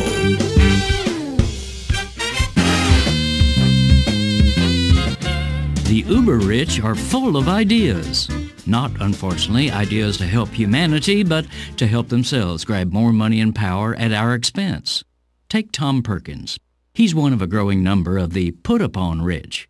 Billionaires who've grabbed a fabulous fortune by hook or crook, but now complain that they are victims of a rising tide of hatred. Excuse me, Tom, but the words billionaire and victim are not a natural pairing. Yet, even though he candidly concedes that he lives a life of vulgar excess, Perkins wrote a sob-story letter in January to the Wall Street Journal pleading for relief from the, quote, war on the American 1%, namely the rich. He was roundly ridiculed for that, but he's since come back with a pragmatic idea for redressing the grievous plight of the put-upon 1%ers. What's needed, he explained, is a slight tweaking of America's democratic election system. The Tom Perkins system, he lectured, is you don't get to vote unless you pay $1 of taxes. But what I really think is it should be like a corporation. You pay $1 million in taxes, you get 1 million votes. How's that?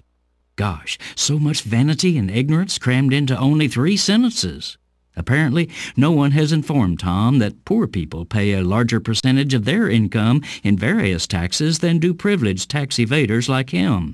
Nor does he seem aware that a democratic government cannot be anything like a corporation, for government must serve the whole public, while a corporation is an autocratic hierarchy that serves only a few. And golly, Tom, why should you and all of your billionaire buddies get anything special, like extra votes, just for paying taxes? What you get in return for taxes is what we all get, civilization. This is Jim Hightower saying, I thought I would write to Tom about his plan, but then I realized I don't know how to spell. Need an antidote to the progressive blues? Want some good news about how grassroots folks are rebelling against the corporate powers and winning? Well, here's an easy-to-swallow pill for you, the Hightower Lowdown. Hightower's monthly newsletter will give you the lowdown, even as it lifts you up. It's 4 pages a month, jam-packed with facts you can use, actions you can take, and Jim's own Texas humor, all for only $15 a year. To become a lowdowner, go to hightowerlowdown.org.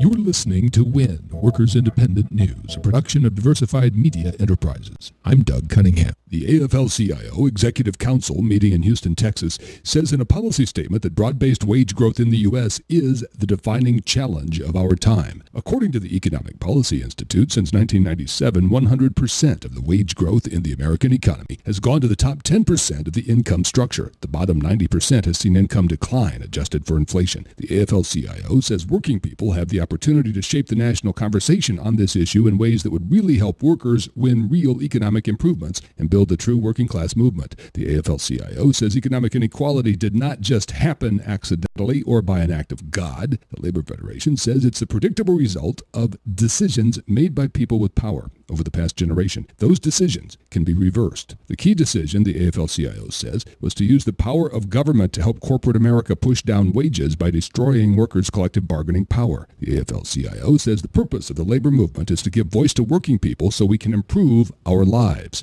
And the principle that all working people should share in the wealth we create through rising wages has always been at the heart of the American labor movement. Democratic National Committee Chair Debbie Wasserman Schultz was in Wisconsin Wednesday, highlighting Republican governor scandals and pledging to work with Wisconsin's Democratic Party in the effort to defeat union-busting Governor Scott Walker. I'm here in the state today to focus on raising the resources that Democrats will need to be successful and to beat Scott Walker and elect Mary Burke, governor of this state, and we're looking forward to working with the Wisconsin Democratic Party the whole rest of the way through this election. There is a second John Doe criminal probe underway in at least 5 Wisconsin counties focused on Walker's campaign and right-wing groups that supported him during his recall election. The first John Doe resulted in convictions of some top Walker staffers. Just like the wizard, when he asked people to pay no attention to the man behind the curtain, Republican governors are trying to get people to ignore the failed Republican leadership in Washington. You've got Chris Christie, Bob McDonnell, and now Scott Walker, who are mired in scandal. Scott Walker has senior staff in jail. It is unfathomable to me that you would have your senior staff that engaged in unethical activity, and you would have absolutely no idea what's going on. WNET, the New York affiliate of PBS, is returning a $3.5 million grant to a former Enron executive who first gave the money to sponsor an anti-pension series. David Sirota at Panda Daily says billionaire John Arnold paid for a 2-year PBS news series called Pension Peril. Sirota says the series promotes the billionaire corporate agenda of cutting public worker pensions. WNET says production on the series is suspended indefinitely. Workers Independent News is brought to you with support from union-owned, union-represented Bank of Labor. Bank of Labor has provided trust and fiduciary services to labor organizations for nearly a century. Online at bankoflabor.com. You've been listening to WIN, Workers Independent News. For more information, visit laborradio.org.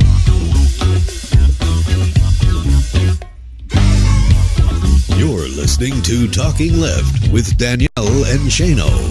Welcome back to Talking Left with me, Danielle and Shano. Thank you wherever you are listening, SoFlo Radio, listening to the podcast, over on the chat room, or of course, We Act Radio 1480 AM in Washington, D.C. We've been speaking a lot about net neutrality since that ruling came down last month. And since then, more than 1 million people have signed a petition at freepress.net calling on the FCC to restore net neutrality. This is a big deal. And Chancellor Williams, the Associate Policy Director of Free Press, is joining us now to give us all the updates. Thank you so much for joining us, Chancellor. We're really, really excited to speak with you. Thank you. I'm very happy to be here with you.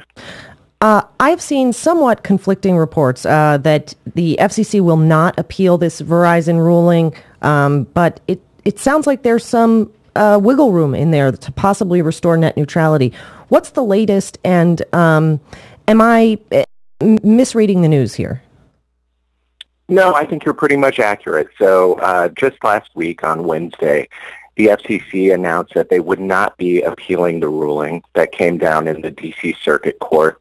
And basically that ruling said that the FCC's rules, net neutrality rules that prevented blocking or online discrimination would be struck down. But the ruling also said that the FCC had sound reasoning for making those rules. Just the procedure that they used in putting those rules in place put them on shaky legal footing. And they instructed the FCC that there was a way to fix that. Now, with the FCC's announcement last week, unfortunately, they have taken an approach that, again, puts them on not the soundest legal footing. Their reasoning for doing that, I think, is somewhat confusing because what we need right now is strong leadership, and we need rules put in place using something called Title II authority, or we want the FCC to reclassify broadband or high-speed internet as a communications service. And in doing so, they can put in place the rules that we need that will guarantee an open internet.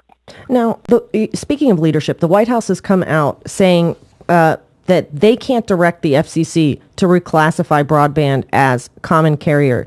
Is that correct? I mean, don't they may not have the authority to direct the FCC, but can't the president put a little pressure on them to stand up for internet freedom? Well, I think all of this happens on the front end before the president chooses who is going to lead the agency. And so it is true that the FCC is an independent agency and should be free of any political pressure. But that's not the way that things generally work in practice. So I think the White House is trusting in the fact that they have chosen all of the commissioners who are there, but the 3 Democrats that are on the commission who support the open internet, and I think are hoping that they will stand up to support net neutrality in the most sensible way. But, keep in mind that political pressure comes from all directions when it comes to the common carriage protections that would put open internet rules on the soundest legal footing. So there are people who are trying to influence Congress, trying to influence the commission that run big internet service providers that don't want to see this happen. And so we're in a place right now where we could possibly see the business interests of big telecom and cable suddenly outweigh the First Amendment rights of people who are using the high-speed internet to connect and communicate. Yeah, I mean, it's a big concern for us. A lot of our listener base is online. Obviously, if people can't download and listen to our podcasts, it affects us personally. I've seen reports, and we've actually experienced it right here at home, of services like Netflix, of online videos already slowing down and almost becoming unwatchable since this net neutrality ruling. In speaking of big business, is there any chance that companies like Netflix or online streaming companies could put enough pressure that maybe be a bigger voice in this fight? It would be great to see that happen. Certainly Netflix does business with the big internet service providers. And while Netflix has become a very large company, there is still a lot of leverage that Comcast or Verizon is going to have because Netflix relies on them to reach the customers. So, we have seen in the last several weeks, and, this is something that's been going on for an extended period of time, Netflix traffic being slowed. And this is something that's happening deeper inside of the network. It's an interconnection issue.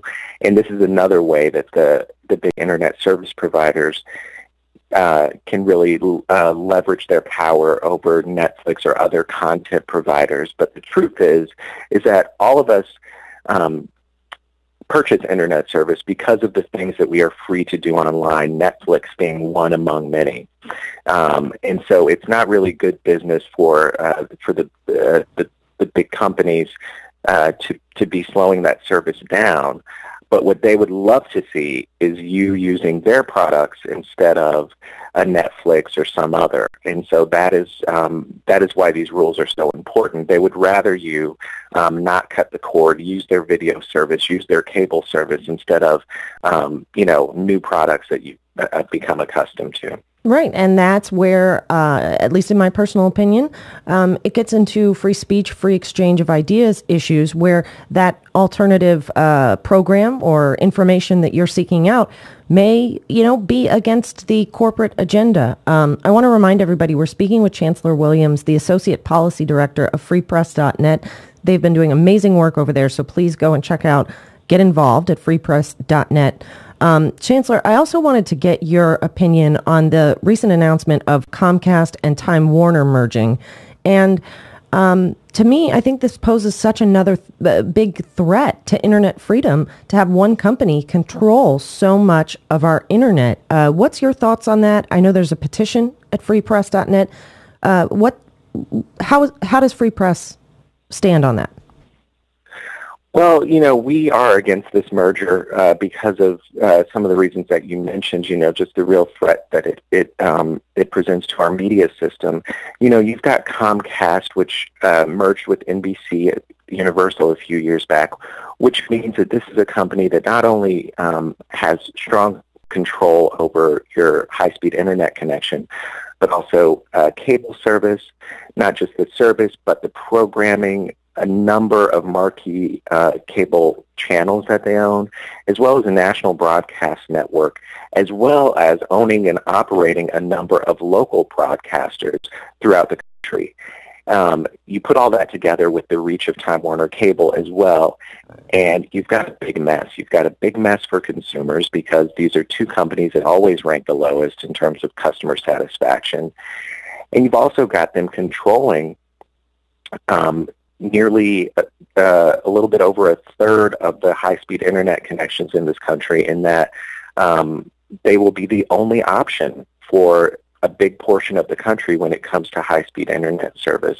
That's a lot of power.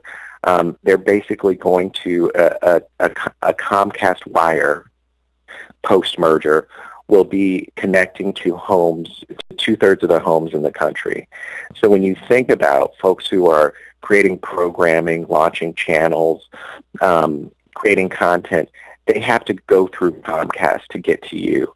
And this is also the case for the online services like Netflix or Amazon, where they are going to have to go through Comcast to get to the customers. It gives them a tremendous amount of power, and it's a real problem. Well, and you mentioned how Comcast took over NBC Universal in 2011. Back at that time, they had to agree to specific requirements, one of them being net neutrality, at least until 2017. Haven't they already been caught violating a lot of those terms from that original merger? I mean, why would we suddenly trust them now? There's no reason to trust Comcast now, and certainly even taking a step back further, the reason that we have this issue with net neutrality is because Comcast was caught blocking a peer-to-peer service, BitTorrent, several years ago. And when they got caught, they lied about it. They lied about it to the FCC initially. And then finally folks thought that it was important to put rules in place so they could not exercise that type of power. So that is a big problem. Yes, Comcast did agree to these conditions as part of the merger. They are operating under the open internet rules until 2018, but that's just a few short years from now.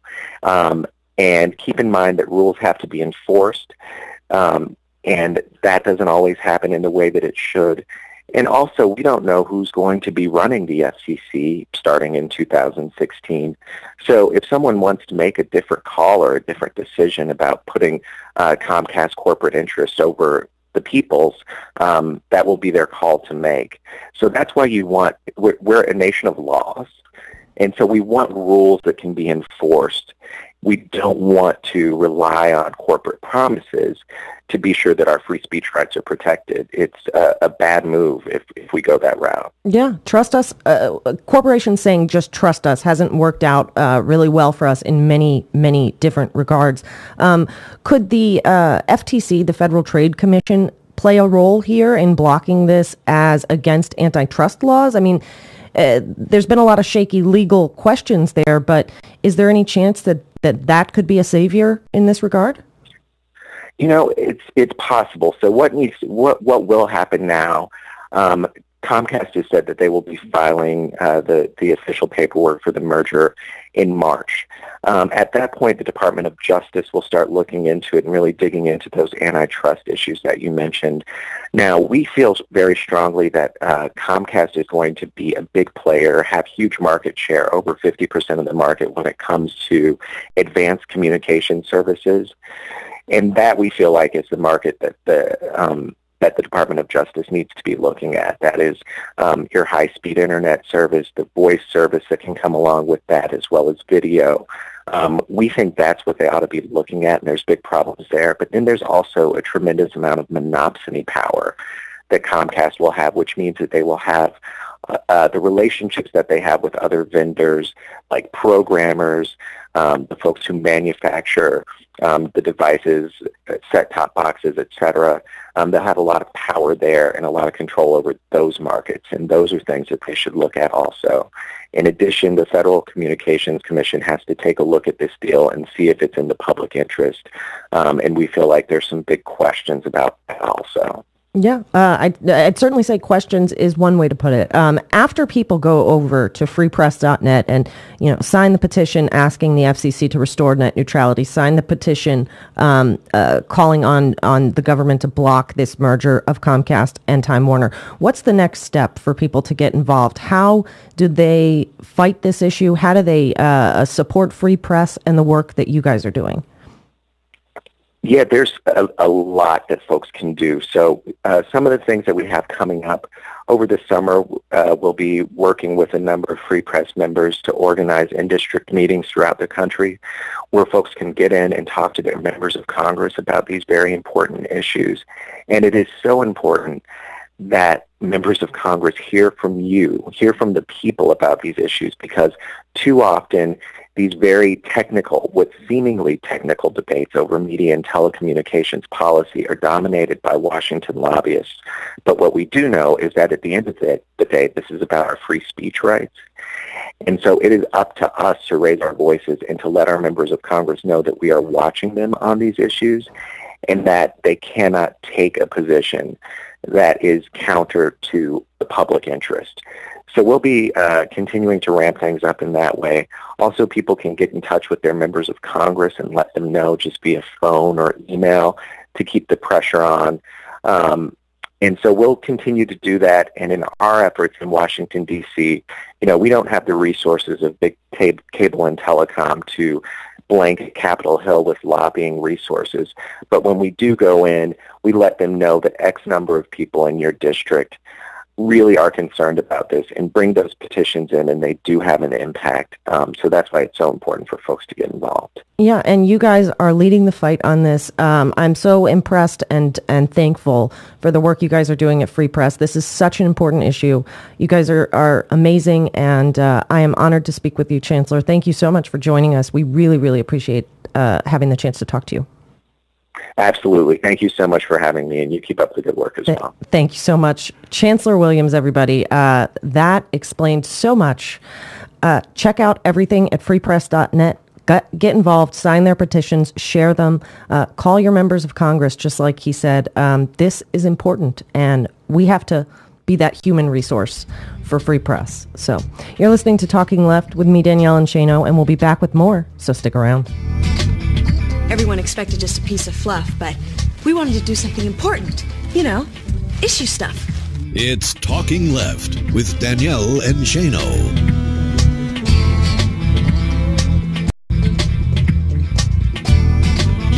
Warning, this promo contains material not suitable for stick-up-the-butt conservatives. Just in time to kick off Spring Break 2014.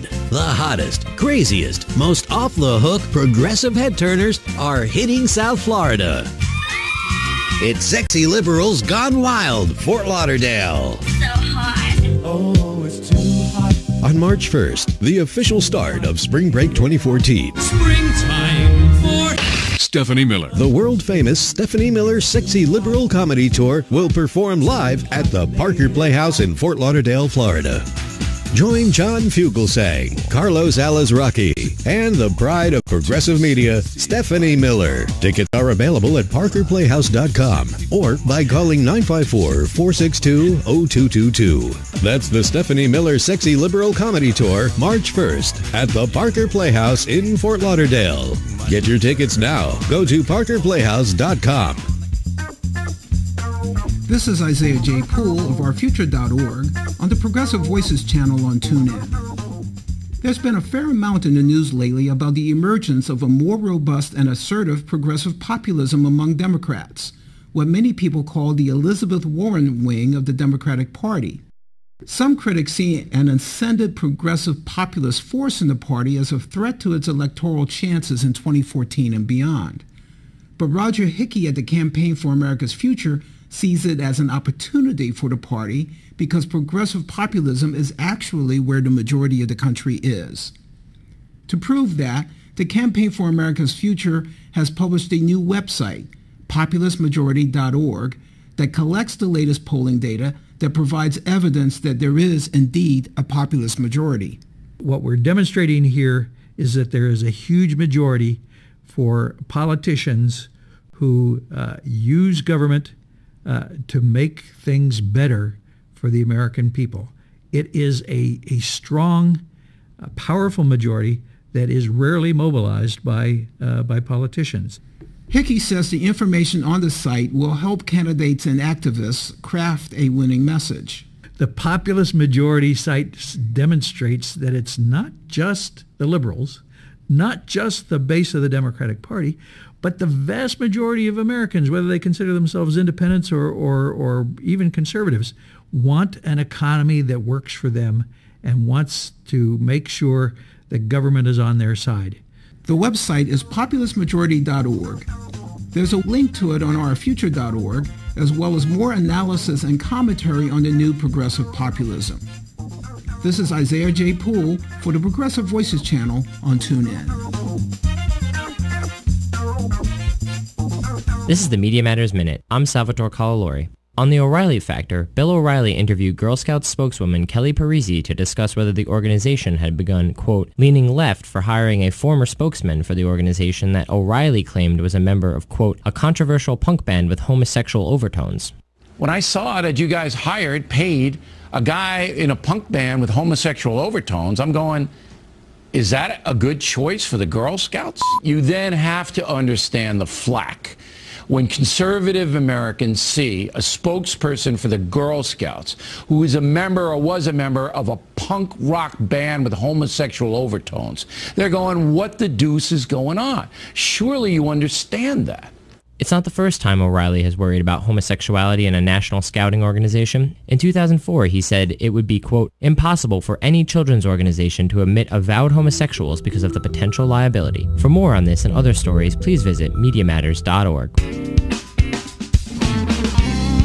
You're listening to Talking Left with Danielle and Shano. Welcome back to Talking Left with me, Danielle and Shano. Big thanks again to Chancellor Williams and everybody over at freepress.net. I was just talking to Shane over the break about how honored we are to have people like that, to have people like Dr. M. Spack and Joe Madison, who's coming up on our show. Huge voices that are so active, right? And sometimes you feel so powerless when you think Comcast and Time Warner, when you think of the D.C. Circuit Court of Appeals. These are powerful entities, and you think, what in the world can I do?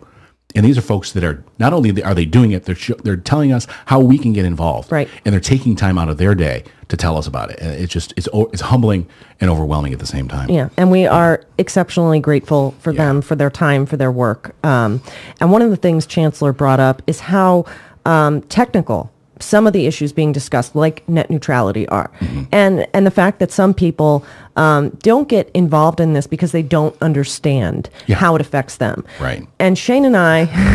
You're not really going to try to do this. Oh, yes.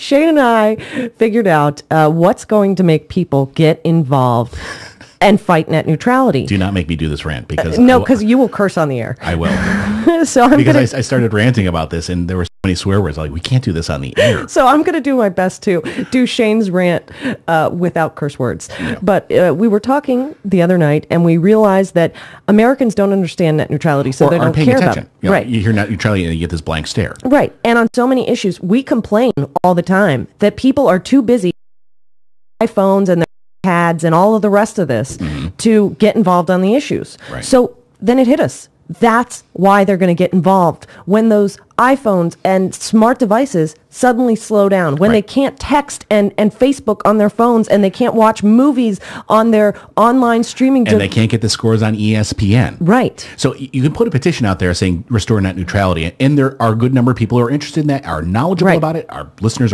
they know what's going on. Right. But for those who don't, put a petition out there and say, do you want your iPhone to be faster? Yes. Do you want your device to be faster? Do you want to be able to see your movies or have to wait for them to load for 7.5 days? Exactly. And you'll have 1 million signatures in like 15 minutes. You may as well say, do you like puppies and kittens? Yes. You know, so when it really affects people, right. and they just, I think a good number of people don't realize yet, and it's starting to get through. So I think there's going to be a lot more outcry about net neutrality if these companies do what we think they will do. Right. I mean, if you get between some guy or girl and streaming online porn, I'm sorry, they're going to get involved. They are going to be very upset when their porn is pixelated, and they might finally take the time to go over to freepress.net and sign that petition. I imagine they'll be calling their congressperson. They probably won't be so descriptive and say, hey, you're screwing with my porn here, no pun intended.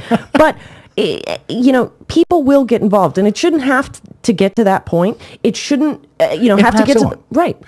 But if it does, that's when people are going to get mad, when they can't download their illegal music, when they can't stream videos. And when torrent doesn't work. Exactly. And when they can't watch their porn. People are going to speak out. And with credit to Aisha Tyler, this is kind of a ripoff of her stand-up act about what Americans get upset about. Yes. You know, you have people in poverty who can't get water around the world, and we're complaining about our iPhones. Hey. But whatever it takes to get Americans Androids involved. Or whatever. I don't advocate any particular device. No, just saying that because we so often criticize people for not getting involved and not paying attention. Well, they will pay attention when those devices that are distracting them right now, when you can't play Angry Birds. You're going to have some angry customers. Exactly. You are going to go sign that net neutrality petition. I know it.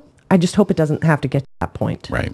So anyhow, there's Shane's rant that I had to do. You had to do it so it was PG. Yes. Or PG-13. His was a lot funnier. I'll tell you that. Well, we are asking the FCC to act, and we need to stay within the FCC guidelines. That's a good point. So, Yeah. We still have lots more in store. Joe Madison. I know. Joe Madison, the Black Eagle, host of the Joe Madison Show. We're so bad putting him late in the show so that everyone sticks around. That's right. He's worth sticking around for. Exactly. But it's just so much to talk about. Hopefully we can get to all the rest of the stories we have to cover in the last hour of the show. You're listening to Talking Left with me, Danielle, and Shano. People are going to get upset when they can't watch porn. You heard it here first. Stick around. So, who is responsible for these outrages? It's Talking Left with Danielle and Shano.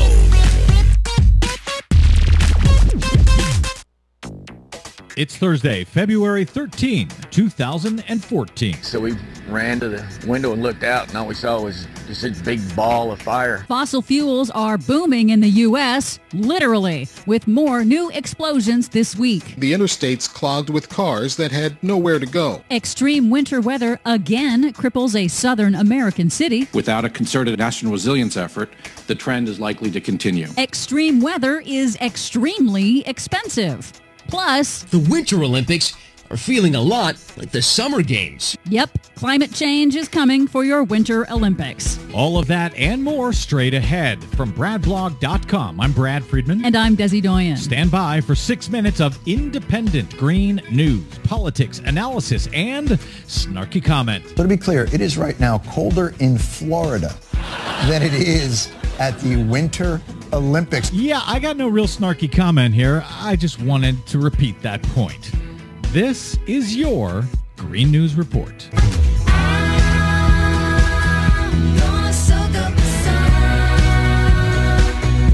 Okay, Desi Doyen, did we mention that it's 60 degrees at the Winter Olympics this week? Yeah, I think that's pretty stunning. Yes, but not surprising if you had listened to the environmentalists who had been warning about exactly this for many, many years and had not been listening to the jackasses on Fox News who say the predictions that the global warming activists have made have gone belly up. Yeah, that's what they tell you on Fox News. That's why smart people listen to the Green News Report. Yes, indeed. And you know what's interesting is that the 2014 Winter Olympics are on track to be the warmest Winter Olympics in history, with some days literally as warm as some of the days of the Summer Olympics in London in 2012. The warmest Winter Olympics ever. That reminds me of the time I went to an IMAX movie and they bragged before the film that this is the smallest IMAX screen on Earth. Yeah, wrap your mind around that one. Climate change is coming for your Winter Olympics. A new report projects that by 2100, only 6 of the cities that have hosted the Winter Games in the past will be cold enough to host them again. This week, more than 100 athletes in this year's Winter Olympics in Sochi have signed on to a letter begging the world's leaders to take serious action on climate change in United Nations treaty negotiations later this year. It's part of the Protect Our Winters project. And while people are sunbathing at the Winter Olympics, it's the opposite problem in the southern U.S., where the second rare major winter storm in 2 weeks has again knocked out power for hundreds of thousands of people.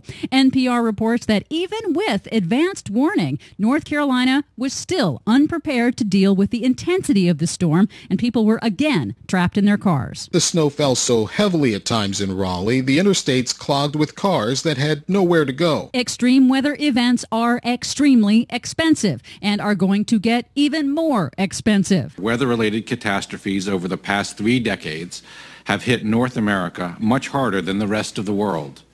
Total economic losses in the United States totaled approximately $1.15 trillion over the last 30 years. Investment today will help us save billions in the future. That was David Heyman, Assistant Secretary of Policy at the Department of Homeland Security, at a Senate hearing on Wednesday entitled Extreme Weather Events, the Cost of Not Being Prepared. He warned Congress that extreme weather disasters are projected to increase and intensify with climate change, so we must invest now for resilience in the nation's infrastructure and disaster response. Yeah, we're not going to do that. What else you got? Worse, a new report by the Government Accountability Office warns that future impacts of climate change will cost the U.S. another $1.2 trillion over the next 30 years. Which part of we don't care, we're not going to do anything about it did you not understand? Meanwhile, fossil fuels are booming in the U.S., literally. House shook and everything lit up like daylight, so we ran to the window and looked out, and all we saw was just a big ball of fire. Ground shook. The windows shook, everything was shaking. It sounded like, I don't know, maybe 25 or 30 jets just doing a low flyover and just... This week's fossil fuel explosions are brought to you by natural gas. In Kentucky, a natural gas pipeline exploded early Thursday, leaving a crater 60 feet deep and destroying 2 homes, but no serious injuries. In Pennsylvania, however, 1 worker is missing and presumed dead, and a fire is still raging after 2 natural gas wells exploded on Tuesday at a Chevron drilling site. But in California, officials are dealing with a massive solar spill in the Mojave Desert by celebrating the official opening of the Ivanpah Solar Thermal Generating Station. It is the world's largest solar thermal plant for now and uses mirrors to harvest the sun's heat to generate electricity to power 140,000 homes. And it's really cool and well-timed since we're in the middle of the worst drought in the history of California. But we got lots of sun. For much more on that and the other stories we couldn't get to today, please check out our website at greennews.bradblog.com. While you're there, please consider leaving a donation to help the Green News Report stay on the air as the Brad Blog reaches its 10th anniversary and the Green News Report reaches its 5th. From bradblog.com, I'm Brad Friedman. And I'm Desi Doyen. And this has been your Green News Report. Seems it...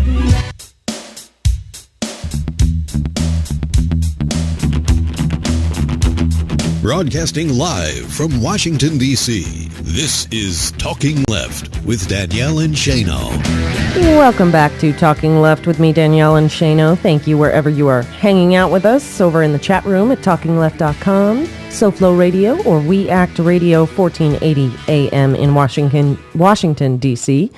We appreciate you wherever you're listening. Thank you. And thank you for those of you who download the podcast. We appreciate you very much as well.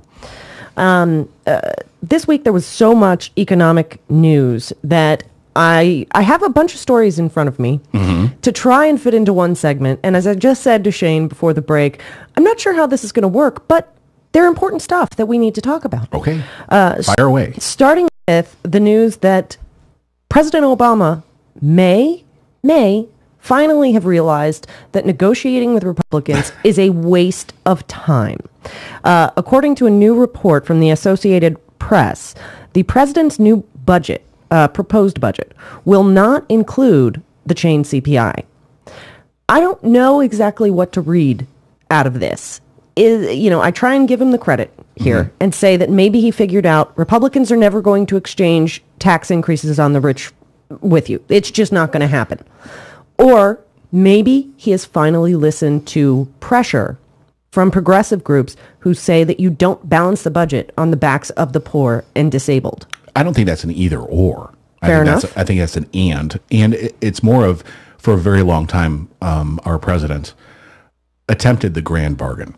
The let's fix everything, let's do it all together. You give up some, I'll give up some, and we'll come to this grand bargain. And not everyone's going to love it. In fact, most people are going to hate it, but here, we're going to do everything together. Yeah. And when he offers what we're going to give up, they say, fine, we'll take that plus a little bit more, and we're not going to give up anything. He's realized that there's they will not negotiate part. So why even start in the middle? Right. So, this is what we've been calling on him to do from day one. Right. He said, tack with it. We're not going to cut the entitlements, so-called entitlements, and we're going to invest. Right. Now, I'm still wary. The overall sentiment is that this upcoming budget will move away from austerity. I certainly hope that that's the case. I certainly hope that things like chain CPI and cutting Social Security, cutting Medicare are off the table, period, regardless of what the Republicans put up. And that things like tax increases on the rich and closing loopholes for corporations are on the table, regardless of what Republicans put up, because those are the things we need to move the country forward. And when it comes to the president's proposed budget, they just ignore it. Right. And then criticize them for not passing a budget. We talked about this the last time the budget was around. The budget process is largely a political debate that doesn't really, at least for a very long time, didn't come to any type of budget. Right. This is all, where are you going to stake your claim, and how are they going to bash you politically for it? So he figured, instead of being bashed by progressives for offering up decreased Social Security, why not say, I'm going to be a little bit more progressive, not such a moderate here, so at least I'm not going to get bashed from the left. Right. And because you're going to bash me from the right no matter what I do. I put up Social Security cuts last time, and you panned my budget. Now, some people say that, and I'm not sure I believe this, but there's been some discussion that, he put these things forward knowing that the Republicans would never go for it, and it was just to show that he was willing to negotiate and the Republicans weren't. Even if that's true, that doesn't fly with me. You don't even offer to balance the budget on the backs of those who can least afford it as a political move to show that you're willing to try, because that shouldn't be willing to try. You shouldn't ever be willing to try balancing the budget on the backs of the poor. And I am very wary here, because they're not saying that chain CPI is off the table forever. They're just saying on this upcoming budget. And you have Jay Carney coming out and making statements like the president will continue to demonstrate his commitment to achieving additional deficit reduction that addresses our medium and long-term challenges through a balanced approach. But notice there's not short-term, because they've realized in the short term, ask anybody, even ask Democrats out there, if the deficit has gotten bigger. They've done polling on this. They all think it's been cut in half, just like the president promised when he was, first running for the presidency. Right. I will cut the deficit in half. The deficit has been cut in half. In fact, most economists have said it's been cut so much that it's hurting economic growth. Right. Or even just movement in the economy. And hopefully the president is moving in an overall more progressive direction. I I will believe it when I see it. I will continue to push for it, to call for it, and support lawmakers who stand up. Just like every other budget he's proposed, he will propose it. The Republicans will pan it. At least progressives won't as much. And then we'll move on to the actual budget process. Right. Which, as Newt Gingrich called it conservative social engineering. That's right. Remember that? And one of the other things the president is pushing for is a higher minimum wage, $10.10 an hour. Which is incredibly popular. Incredibly popular. Like 80% of Americans think that the minimum wage. Now, we saw with background checks also incredibly 90%. popular. Yeah, so it's not a sure thing that it'll pass. But Bloomberg analysis this week that, one of the talking points we hear against raising the minimum wage, and we heard it in reference to this CBO report that I'm going to talk about in a second, is that if retailers are forced to, or business owners are forced to pay people a minimum wage, it's going to cost consumers more and it's going to cost jobs. Well, according to Bloomberg, that is not necessarily the case. Of course it isn't. And because we've raised the minimum wage a number of times through history and it's never happened. Right. Why would it happen this time? Exactly. But they did the specific numbers for Walmart. If Walmart had to raise everybody's wage, every worker's wage to $10.10 an hour, it would cost the company about $200 million a year additional. Now that sounds like a lot, but it's not that much for a company like Walmart. And if they were to pass on 100% of that cost to customers, which they don't have to do, obviously. They obviously don't have to do. 100% cost to customers, it would cost people 1 cent. 1 cent. 1 cent. If you're to buy an average $16 item at Walmart, which if you need to shop there, a $16 item would be 1 penny more expensive. And we have reported on how Walmart's persona, their approval ratings, let's just say, have plummeted because of how they treat their workers. So there could actually be a benefit to them as a company, right, to improve their image. And also, then there's on top of it, there'll be more people with that $16 in their pocket to go spend. So you're just saying and if they would stop, essentially taking all their money and buying back their stock with it, they'd have $200 million pretty easy. Right. And $200 million out of their company profits would be a drop in the bucket. Sure. Essentially, just that stock buyback that you're talking about, if they were to take the stock buyback, take $200 million from there, which they spent $7.6 billion on last year, just to give you an idea. Wow. So obviously they could afford to not buy back $200 million worth of stock. They could give every single worker a raise of $5.83 an hour, ensure that all workers that are employed at Walmart earn over $25,000 a year, and it wouldn't cost customers a penny. And on top of it, it wouldn't cost the government so much to subsidize these workers. Right. So it would help with the budget and deficit cuts. Right. The company is actually, according to Bloomberg, considering putting their support behind increasing the federal minimum wage. They have not yet made or announced a decision, but I think that could be monumental. It could be. In getting a minimum wage passed. I mean, $10.10 an hour, let's face it, nobody's living large on that amount. No. I think it should be a lot higher, but I'll settle for $10 an hour for now. It's a start. Right. And speaking of minimum wage increases, the Republicans were gifted a talking point from the CBO this week. Yeah. Although it was really some selective reading on their part. I'm so shocked. And they selectively cite the CBO. Right. Only when they like it. The CBO is it's terrible here, terrible there, but if they get that one sentence, the CBO is the word of God. Right. However, that sentence that they're referencing isn't exactly in the CBO report. I'm shocked. The Congressional Budget Office went through the effects of raising the minimum wage to $9 an hour or to $10.10 an hour. And what they found is that it's possible, not necessarily likely or definite, that raising the minimum wage to $10.10 an hour could cost our country some jobs. But the way they described the likely range is, quote, very slight decrease to up to 1 million workers. Now, Republicans use the average of those two numbers. I'm surprised they didn't just come out and say 1 million.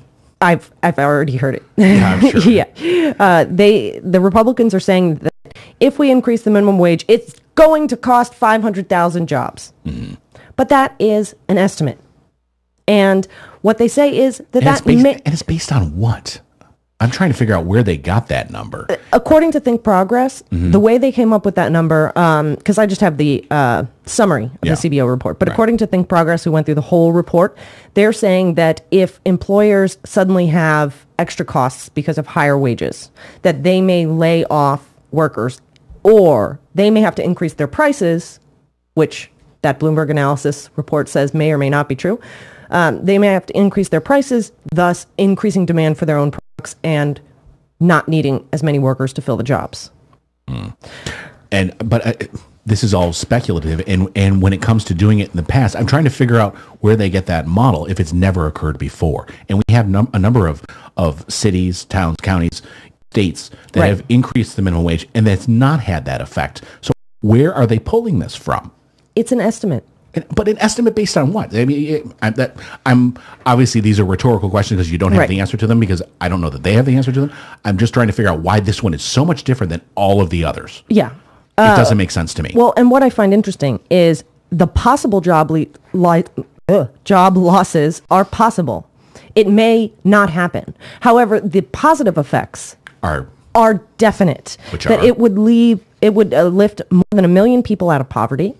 It would give 16.5 million workers a raise, and it would create $31 billion of additional spending in our economy. That sounds like a pretty big boost that we could use right now, and it would stimulate demand and put people back to work. Right. I just like to give you the full picture. When you hear the Republicans talking about that it's going to cost 500,000 jobs, that's not so true. Yeah. And it's all part of their plan to convince us that giving workers more and doing right by our economy. They're trying to chip away at the popularity of it because the Democrats plan on going out and campaigning on it. And it's a strong thing to campaign on. It's part of what Noam Chomsky recently came out and said, how to ruin an economy in 3 steps.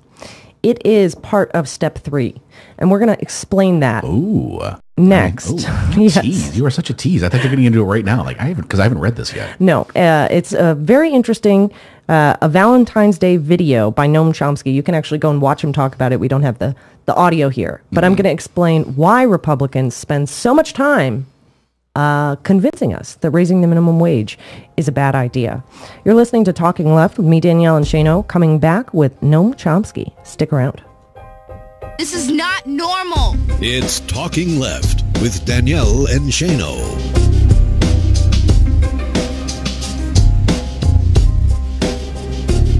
And now here's a short sample of Nurse Talk on TuneIn's Progressive Voices channel. In 2011, California Governor Jerry Brown signed an important workplace safety bill to protect registered nurses and other healthcare employees from disabling injuries and safeguard patients from preventative falls. Although AB 1136, sponsored by California Nurses Association and National Nurses United, went into effect in January of 2012, some hospitals have not complied with the law, and nurses and healthcare workers continue to struggle with unsafe lifting issues. Here to update us on the important issues of safe patient handling is RN Marty Smith from California Nurses Association Government Relations Division. Marty, AB 1136 went into effect in January of 2012. Why aren't hospitals complying, and what percentage aren't complying? Well, hospitals tend to be a little bit arrogant. And when this bill came through, they decided to act as if the bill's intent was you don't have to have a lift team, you have to train people, and everyone will be the lift team. It was actually rather ironic. Several hospital systems, such as Kaiser and University of California, actually laid off their lift teams after this bill went into effect. Places I've been where there's lift teams, I can tell you that the nurses there are so happy. They feel safer. And they feel supported by management when they put in a safe lift team. Well, also, I would imagine, Marty, that their costs come down. This is the part that really is silly for me about hospitals. If you have a safe lift team, that means you're not going to have the back injuries that you sustain otherwise. And as we all know, back injuries can be very expensive to the employer. Right. And while of course it's not our organization's mandate to think about the employer's bottom line, it actually really does dramatically reduce their bottom line because of the decrease in leaves of absence and workers' comp claims. Not to mention their insurance premiums But, more importantly, patients are safer Yes. because nurses aren't working injured and they're less likely to drop or mishandle patients. It's time for our health trivia question this week. Seckle syndrome is better known as what? A, gargoylism, B, bird-headed dwarfism, C, mule-faced goonism, and D, leprechaunism. You're always after me, Lucky Charms. And if you think we made this up, we didn't. So wait, it's Give us a call. I'll read them again. Okay. So it's Seckle syndrome, Seckel, and the choices are A, gargoylism, B, bird-headed dwarfism, C, mule-faced goonism, and D, leprechaunism.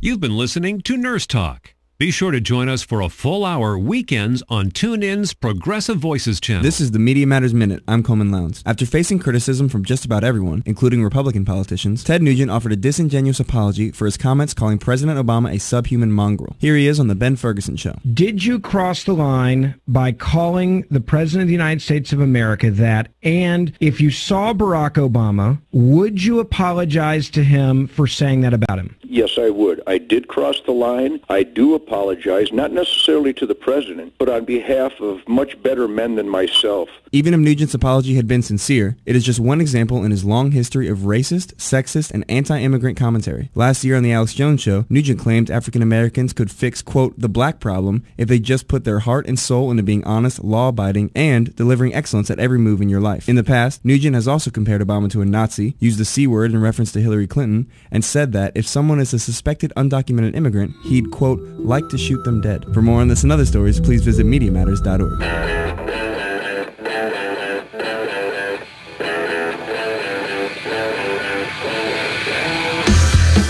You're listening to Talking Left with Danielle and Shano. Welcome back to Talking Left with me, Danielle and Shano. I was trying in the last segment to go over some of the week's economic news, and there was so much that it was hard to fit it in to one segment. Mm-hmm. So let's do two. So let's do two. That's the solution. Valentine's Day, Noam Chomsky gave a lecture about, quote, how to ruin an economy and a society in 3 simple steps. Mm-hmm. And it's a stunning speech that actually pretty much encompasses everything we do in our own economy and why it's failing, why the rich are getting richer and the poor are getting screwed over.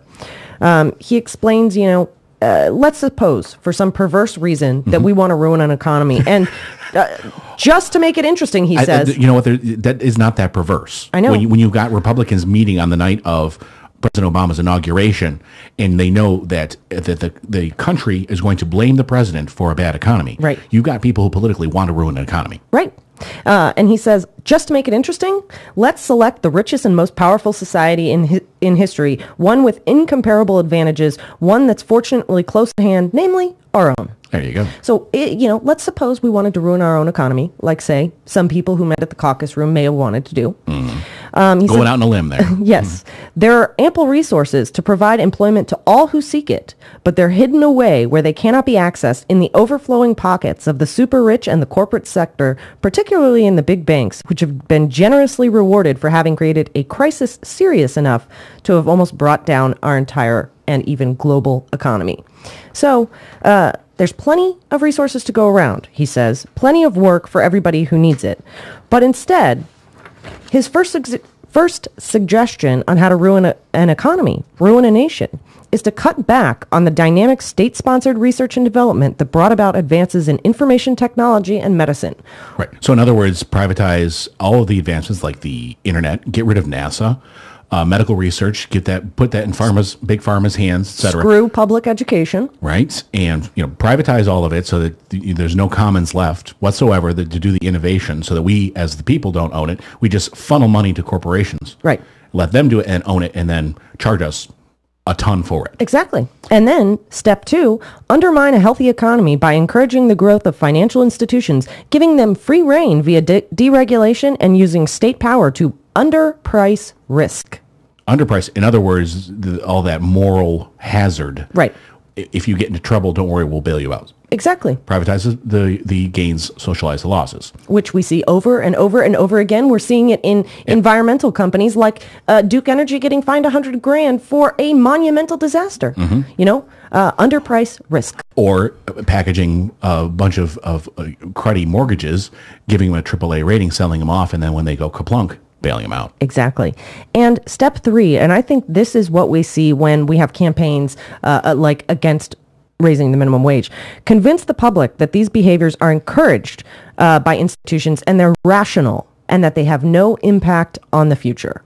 So that underpricing risk, that destroying the advancements in technology and education and science, that package up, call it liberty. Right. And that these are rational ideas and that they will in no way.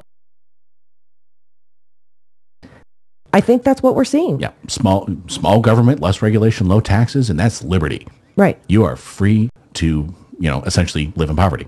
Exactly. So I think the best thing to do would be to reverse each of these steps. If you don't want to ruin the economy. Right. I'd prefer to not. I'm kind of partial to it. Yeah. I'd like it to work a little bit better. Kind of like why we do this every Sunday. Exactly. So any opportunity we have to give a shout out to the brilliant Noam Chomsky is always a great moment. To the extent we can understand him. Yes. It's a little dense. Yes.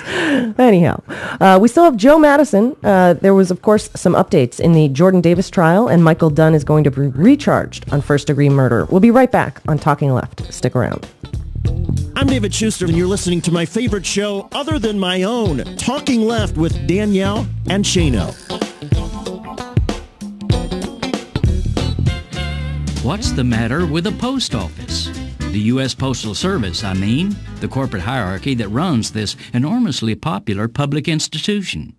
Yes, I know that USPS has lost revenue it traditionally got from first-class mail delivery, but I also know that letter carriers and postal workers have offered many excellent ideas for expanding the services that USPS can deliver, thus increasing both revenue and the importance of maintaining these community treasures.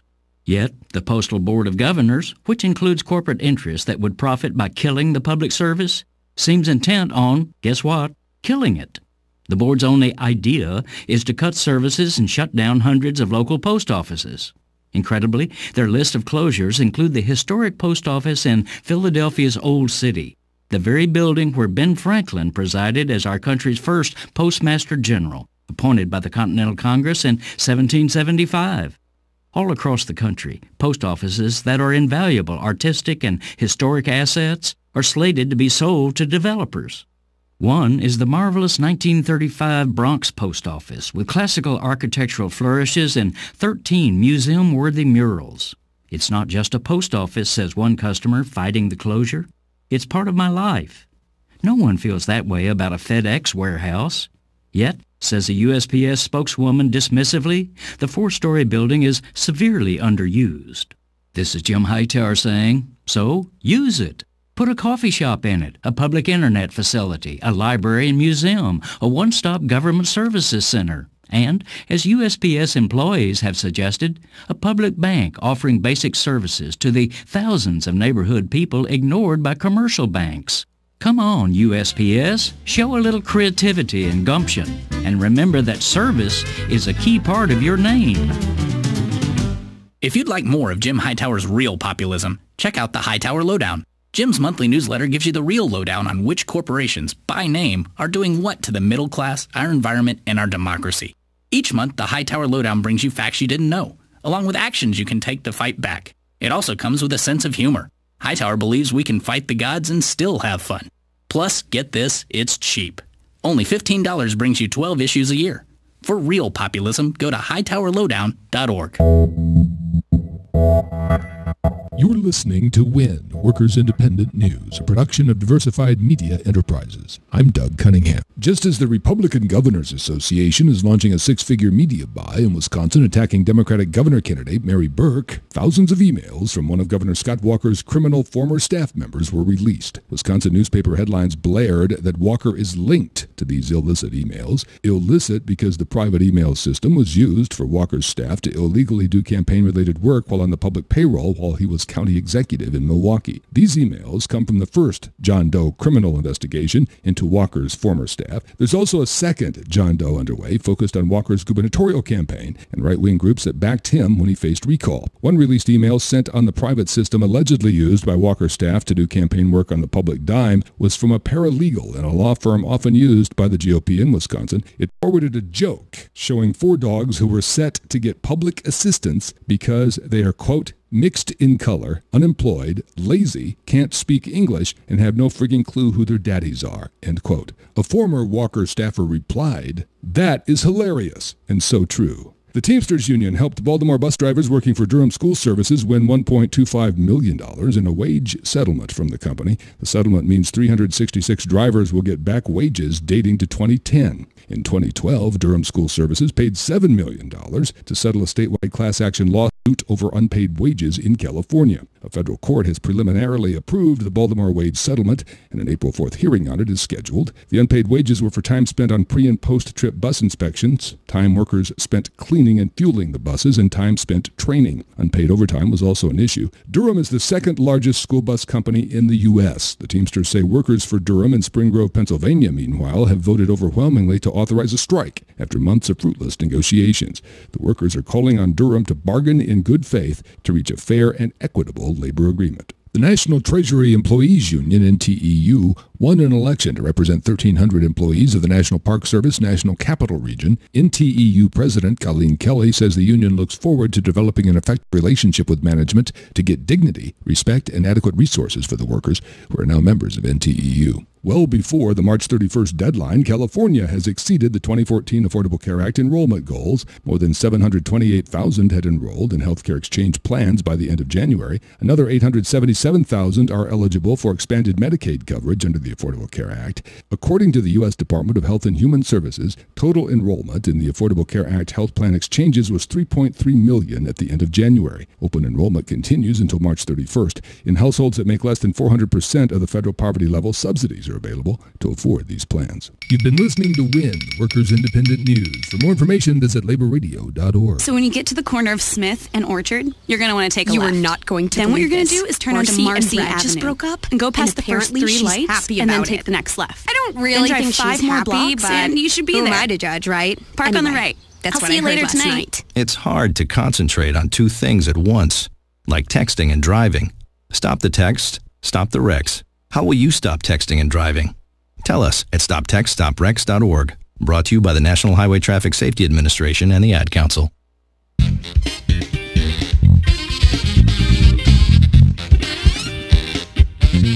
You're listening to Talking Left with Danielle and Shano. Welcome back to Talking Left with me, Danielle and Shano.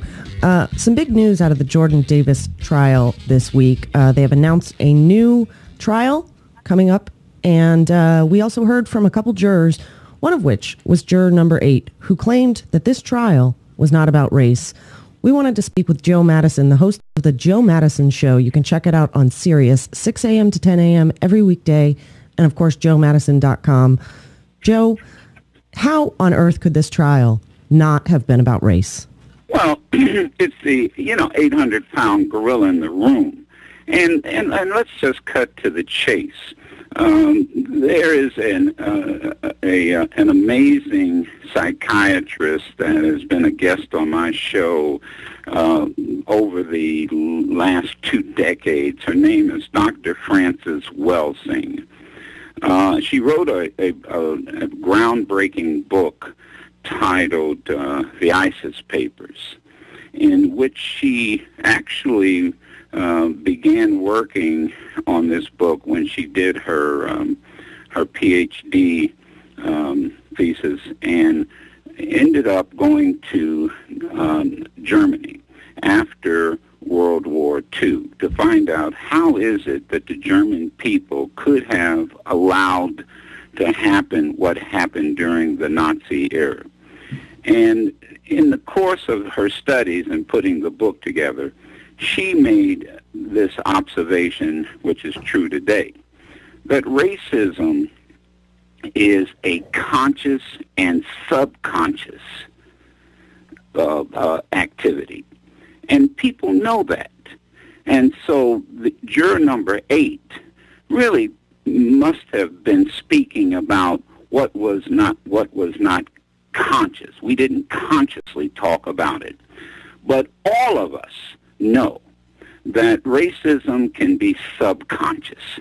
You don't have to allow it to boil to the surface in order for racism to exist. That's why it has existed since the beginning of this country and even before. It existed in Europe, not just with Africans and African Americans, but we saw it with Jewish people. We've seen it with Middle Easterners. We've seen it with people who are indigenous to the Pacific.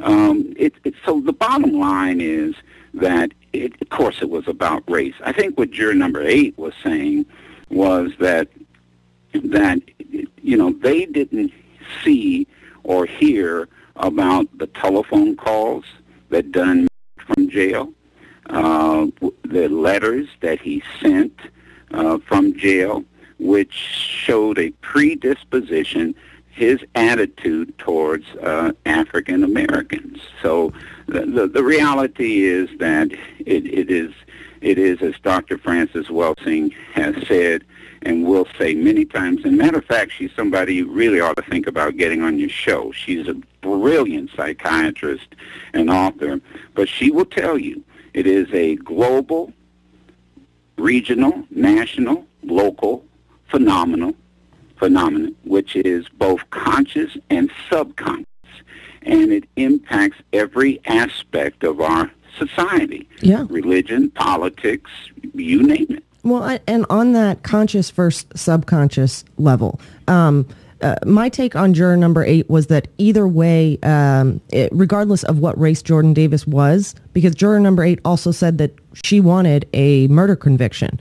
I think the murder conviction was so clear in her mind that it wouldn't have mattered if Jordan Davis was white, Hispanic, anything, that she still would have believed it to be murder. But on the conscious versus subconscious, I've seen so many reactions that I personally just find so offensive, and I find tinged with racism.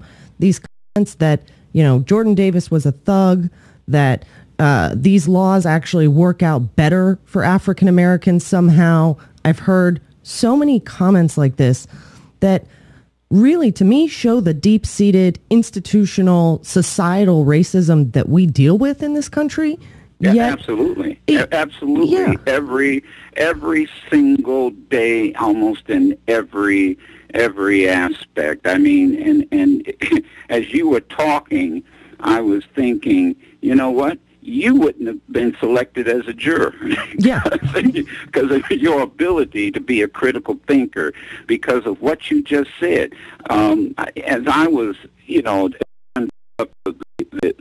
fact that, once again, and I refer to it as cultural conditioning. I say show every day that in America we are culturally conditioned to believe that white is superior and black is inferior. And the manifestation of that cultural conditioning is that black people are undervalued, underestimated, and marginalized. We just did a piece on the history of the word mongrel because of Ted Nugent's comments and then how it was associated with, now get this, the manifest destiny. And if people really look at the history of the United States, what you just described not only is it institutional, but you just described exactly what the history of this country has been about. But manifest destiny was not only about having a country that would exist continentally from coast to coast, but it was also about how can we have a country if we don't figure out how to control the slaves that we've brought here, the Asians that we might allow to immigrate to this country, and certainly the Native Americans. I mean, that's our history. And so it is deeply woven in every aspect of our society. So once again, let's go back to the original point you made. It doesn't have to be mentioned in that courtroom. This man looked into a car, and wait a minute, loud music. Now, I just wonder, think about what if he had drove up and his music was loud? And let's say that Davis crew walked up to him and said, turn your music, it's too loud. I don't want to hear that whatever, country and western or heavy metal music. Do you honestly think, and if they had reached in and pulled out a gun and started shooting him and wounding or killing he and his fiancée, do you honestly think they wouldn't have been convicted? Listens to my show know that they would have, and that's the problem we have to deal with when we make laws. Not all laws are applied equally. We're dealing right now with drug laws. When cocaine was rampant, and cocaine was a white suburban upper class type champagne drug, folks, young white kids in suburbs went to rehab. When crack came into existence, young black urban kids were demonized and they went to prison. A black kid in the city gets caught with a small amount of marijuana, he gets arrested or she gets arrested for distribution, which is a felony, while somebody out in the suburb can be growing marijuana in their basement and they get arrested for simple possession, which is a misdemeanor. Right. We know that these laws aren't applied. We know that in New York, stop and frisk, the vast majority of people who are walking down, if you're walking down the street in a certain neighborhood, you can be stopped and frisked. I lived outside of Philadelphia. Moved my family into what it called Mainline when I worked at a radio station in Philadelphia, so that I would be close to the radio station, so my kids would be could go to a good public school system, and I worked overnight, so I worked midnights to 5:30. Let me tell you, I would jog in the morning after work when I'd get off. And I literally had neighbors ask me, well, we see you jogging, but what would happen if someone called the police on you and they stopped you and asked you what were you doing in the neighborhood? Now, they would never ask a white talk show host who just moved into the community something like that. This is what we're dealing with, and we deal with it every single day, and we're asked to suppress it. Yeah. Or we're told, even by black people, we're being too sensitive. And this is what's going on. Yeah. I mean, I personally find it very offensive when I hear these comments. I just want to remind everybody we're speaking with Joe Madison, the host of The Joe Madison Show. You can check it out at joemadison.com. You can follow Joe on Twitter at Black Eagle Power. There is such a problem of the institutional racism, specifically in our Justice Department, where, as you said, young black men are picked up for the same I don't even want to use the word crimes, because some of them are so borderline, like marijuana possession. How on earth do we go about fixing that problem? I mean, is bringing attention to it enough anymore when we have our kids dying in the street over stuff like this? Bringing attention to it is very important because the attention. Somebody once said, pain brings about passion, and passion brings about purpose, and purpose brings about power. So it's painful to go into a courtroom and see all of these young black men who you say, wait a minute, this is minor offense, or maybe there's, instead of putting them in jail, maybe let's give them a chance, get them a GED, get them into a program, let's get them into rehab, let's get them a job. Whatever it might be. So by discussing it, what we've done, understand, by discussing it on shows like yours, here's what's happened. The president and the attorney general have done what? They've started to address it from the Justice Department's position, and they've even gone as far as saying these young people who have been arrested, who do have records, he's called on states to now do what? Make sure that these people have a voice by restoring their right to vote. Yeah. So, yes, it does work. But what you have to do is not allow people to tell you, let's just suppress it, quit whining. That's one of the first things you always hear from conservative talk personalities, and that's part of their language. Oh, why are you guys whining? Why are you guys whining? So by us staying on the case, talking about it, and people taking action, we now see that the Attorney General, Eric Holder, has now instructed his department, let us look at this, let us do something about this, and things are starting to change. Well, and it's about time. What is your response for, excuse me, people listening, or people who like me, find some of these comments very offensive? What's a 1 or 2 line response that we can explain to somebody? Racism is still very much real, and we don't want to hear these talking points from the right. I think what you do is that you have to have the courage to speak up. Sometimes, it can be, and it can be uncomfortable. Most people don't like to rock the boat, but once again, I think what you tell people is, do you recognize the pain?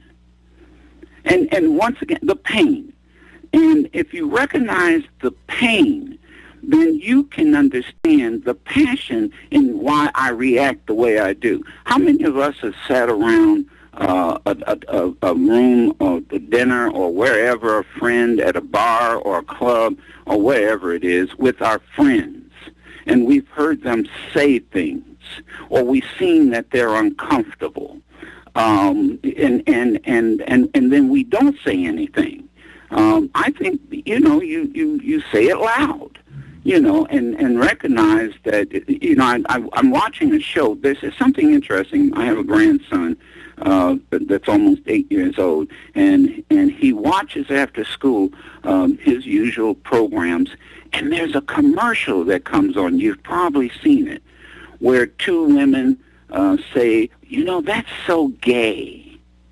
And there's an adult who says, wait a minute, you don't talk like that around people. Do you know how much pain that causes? Do you realize what you're saying? What if somebody said, that's so whatever? People get offended. So sometimes I think you have to be prepared to call people out. You have to be prepared to correct people. And I think the biggest problem we have is that people are too damn silent. This Ted Nugent thing is a classic example. How in the hell can you refer to the President of the United States as a subhuman mongrel, and then no one of any leadership, or it takes 2 weeks for someone from the leadership to speak up? Where are the adults in the Republican Party? And you don't have to be an adult. I'm sorry to say this, but hell, where are the ministers in the state of Texas? And here's what you say to Mr. Abbott. I'll tell you what my grandmother used to say to me. You are judged by the company you keep.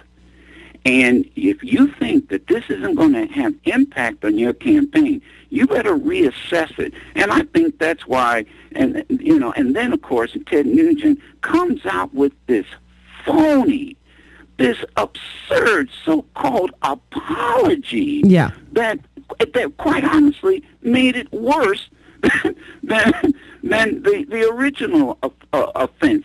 And that's where, once again, you answered your own question, and you're doing what most people should do, even in our business. We have to learn to speak out. You call a spade a spade. You call it like it is. Yeah. And quit all this, skirting around the 800-pound gorilla that's in the room. And sometimes it's okay to say that something is subconscious, and we need to address. Isn't that what psychiatrists do? They address what is subconscious. I think this entire country needs to be on a psychiatrist's couch. Yeah, I certainly agree. And that, speaking out and addressing things straight on is something you do every day. And that is why we personally love your show. It's one of our favorites to listen to anytime we get the chance. Joe? Well, I appreciate it. And that's one of the nice things about, and I have to give the people there at SiriusXM who say, look, don't change. And it's the same thing about your show. Look, a lot of folks don't want to take this issue, but let's give juror number 8 the credit. She's not the problem.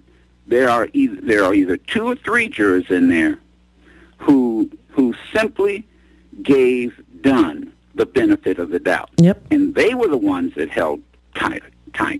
Well, I think we need to keep talking about this and keep the conversation like you do going every day, not just letting it come up when another one of our kids gets murdered. Joe, absolutely. Thank you so much for all you do and for taking time to speak with us. We really appreciate it. And anytime we get the chance to talk to you, we love to take that opportunity. Thank you. I appreciate it and appreciate your work, and thank you very, very much. Thanks. Joe Madison, everybody, host of The Joe Madison Show. You can check it out 6 a.m. to 10 a.m. every weekday on Sirius Channel 128 and joemadison.com. You're listening to Talking Left with me, Danielle and Shano, and we'll be back with more, so stick around. It reflects the drama of the human experience, and isn't that the essence of art? It's Talking Left with Danielle and Shano.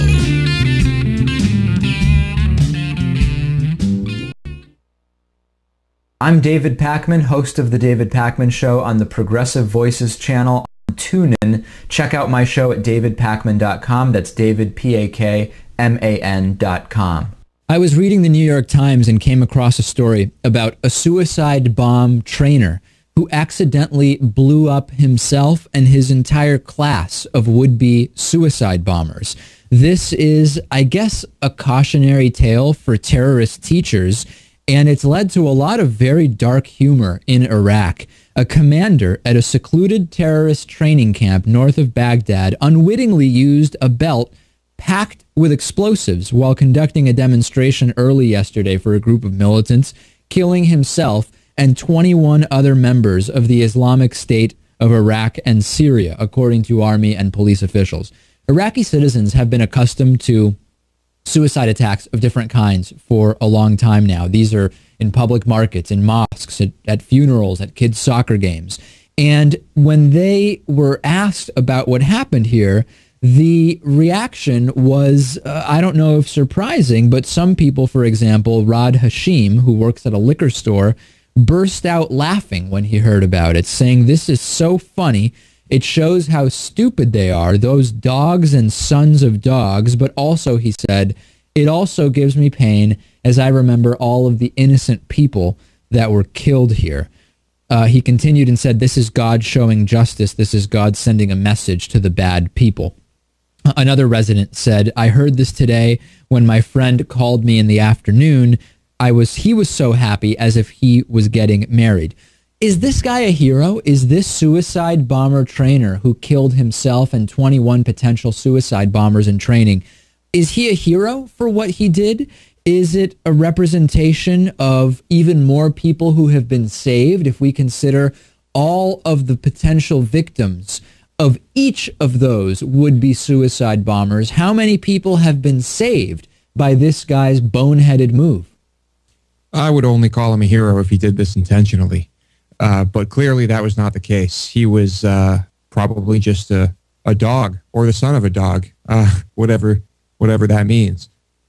So I wouldn't call him a hero, but certainly, I don't know. I mean, I don't take pleasure in people dying, but to ignore the potential positive implications in terms of how many innocent people's lives were saved because this guy took himself and 21 others out by doing this, I do wonder whether, according to Muslim belief, each of the 21 who were killed training to be suicide bombers as opposed to doing the suicide bombing still get the 72 virgins in heaven. Yeah, I would say, according to what the trainer would tell them, the ones who were accidentally blown up would. And you know what? He probably would too. I'm sure everyone still wins because that seems to be the case in these situations. The solution, aside from this situation where 21 potential suicide bombers were killed, the solution long term is not going to be hoping that they blow themselves up accidentally. The solution is going to be much more complex than that. But it is an interesting kind of small story within this larger, broader situation that we have. You've been listening to part of the David Pakman Show on the Progressive Voices channel on TuneIn. For full audio and video podcasts, interviews, and much more, check out our website, davidpakman.com. That's David, PAKMAN.com. And check out our YouTube channel at youtube.com/The David Pakman Show.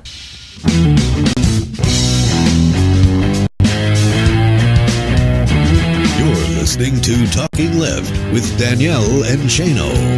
Welcome back to Talking Left with me, Danielle and Shano. Big thanks to Joe Madison, host of the Joe Madison Show. His show is actually on Sirius Channel 110. It has been moved, and we didn't know that. We said the wrong channel when we recorded that interview with him.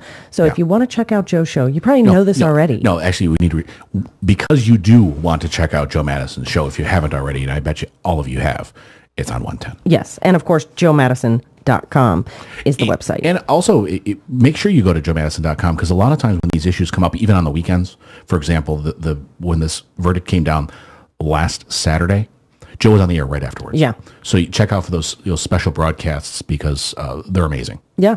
Like when the affirmative action decisions and in hearings, the Voting Rights Act, Joe is on the air in a heartbeat. He is a giant of broadcasting, and he's there when he's there all the time. But when these big issues go, he's right there. Right. Speaking of big issues, there was some big news out of Ukraine this weekend that the parliament there has terminated the presidency of Viktor Yanukovych. And has began the works for a new government. A hectic round of voting in the chamber on Sunday in Kiev, and lawmakers stripped the president of all of his powers, still have not found him. No, they know where he is. No, as of yesterday. As of today, he's in a specific city, according to the New York Times. He's essentially gone to the more Russian-friendly. Remember, the way Ukraine has their elections in terms of loyalties, etc.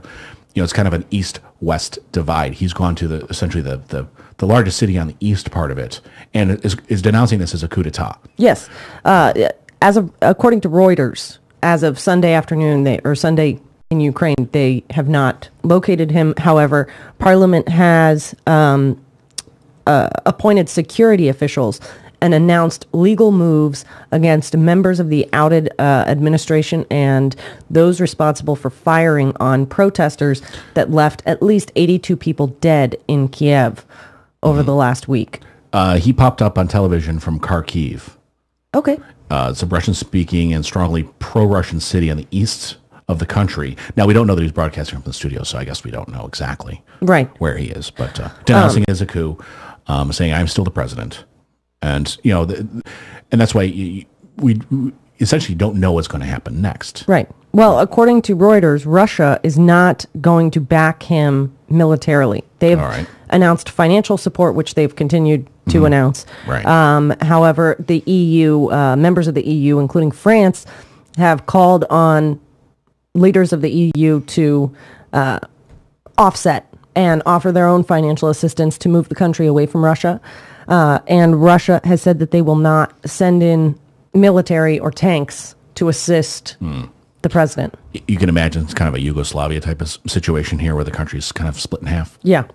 No one really, I mean, there are very smart people who understand these things far better than I do, who could probably tell you what's going to happen next. But, you know. I just, as you said, I don't understand. That people are not getting killed in the streets today is a good thing. Right. And that the people who are fighting for democracy and fighting to form allies with the EU, if that is what the majority of the country wants, I think that's a good thing. The West Side. Yes. Yeah. So it's far more complicated than we can cover in a few minutes. Maybe we can find somebody to talk about it next week. In the meantime, I want to thank our great guests today. Really amazing stuff from Dr. Frank Emspak, the managing editor and executive producer of Workers Independent News. You can follow all their updates on the UAW vote and their case to the NLRB over at laborradio.org. Of course, Chancellor Williams of freepress.net. Big deal. And they are working so hard. Please go over there if you haven't already and sign the petition. And if you want your phone to be faster and you want to see your movies. Yeah, maybe somebody needs to start that change.org petition. I'm just saying, don't pixelate our porn. There it is. It's even alliterative. It writes itself. Yes. But no, they are working on more serious petitions and really pushing lawmakers to do the right thing by internet freedom. And of course, again, thanks to Joe Madison, host of the Joe Madison Show on Sirius Channel 110, 6 a.m. to 10 a.m. every weekday, joemadison.com. Big thanks to Progressive Voices. Hopefully we'll be there soon. Everybody over at We Act Radio, Alex Lawson, Kimon Freeman, Pete Callahan, Cliff Schechter, of course, George Rodriguez of SoFlo Radio, Nicole Sandler of RadioOrNot.com, Rocky Mountain Mike for our amazing theme music, Boca Brittany and for our voices, and to you guys for listening. You're the reason we do what we do, and we'll see you guys next week. Thanks so much.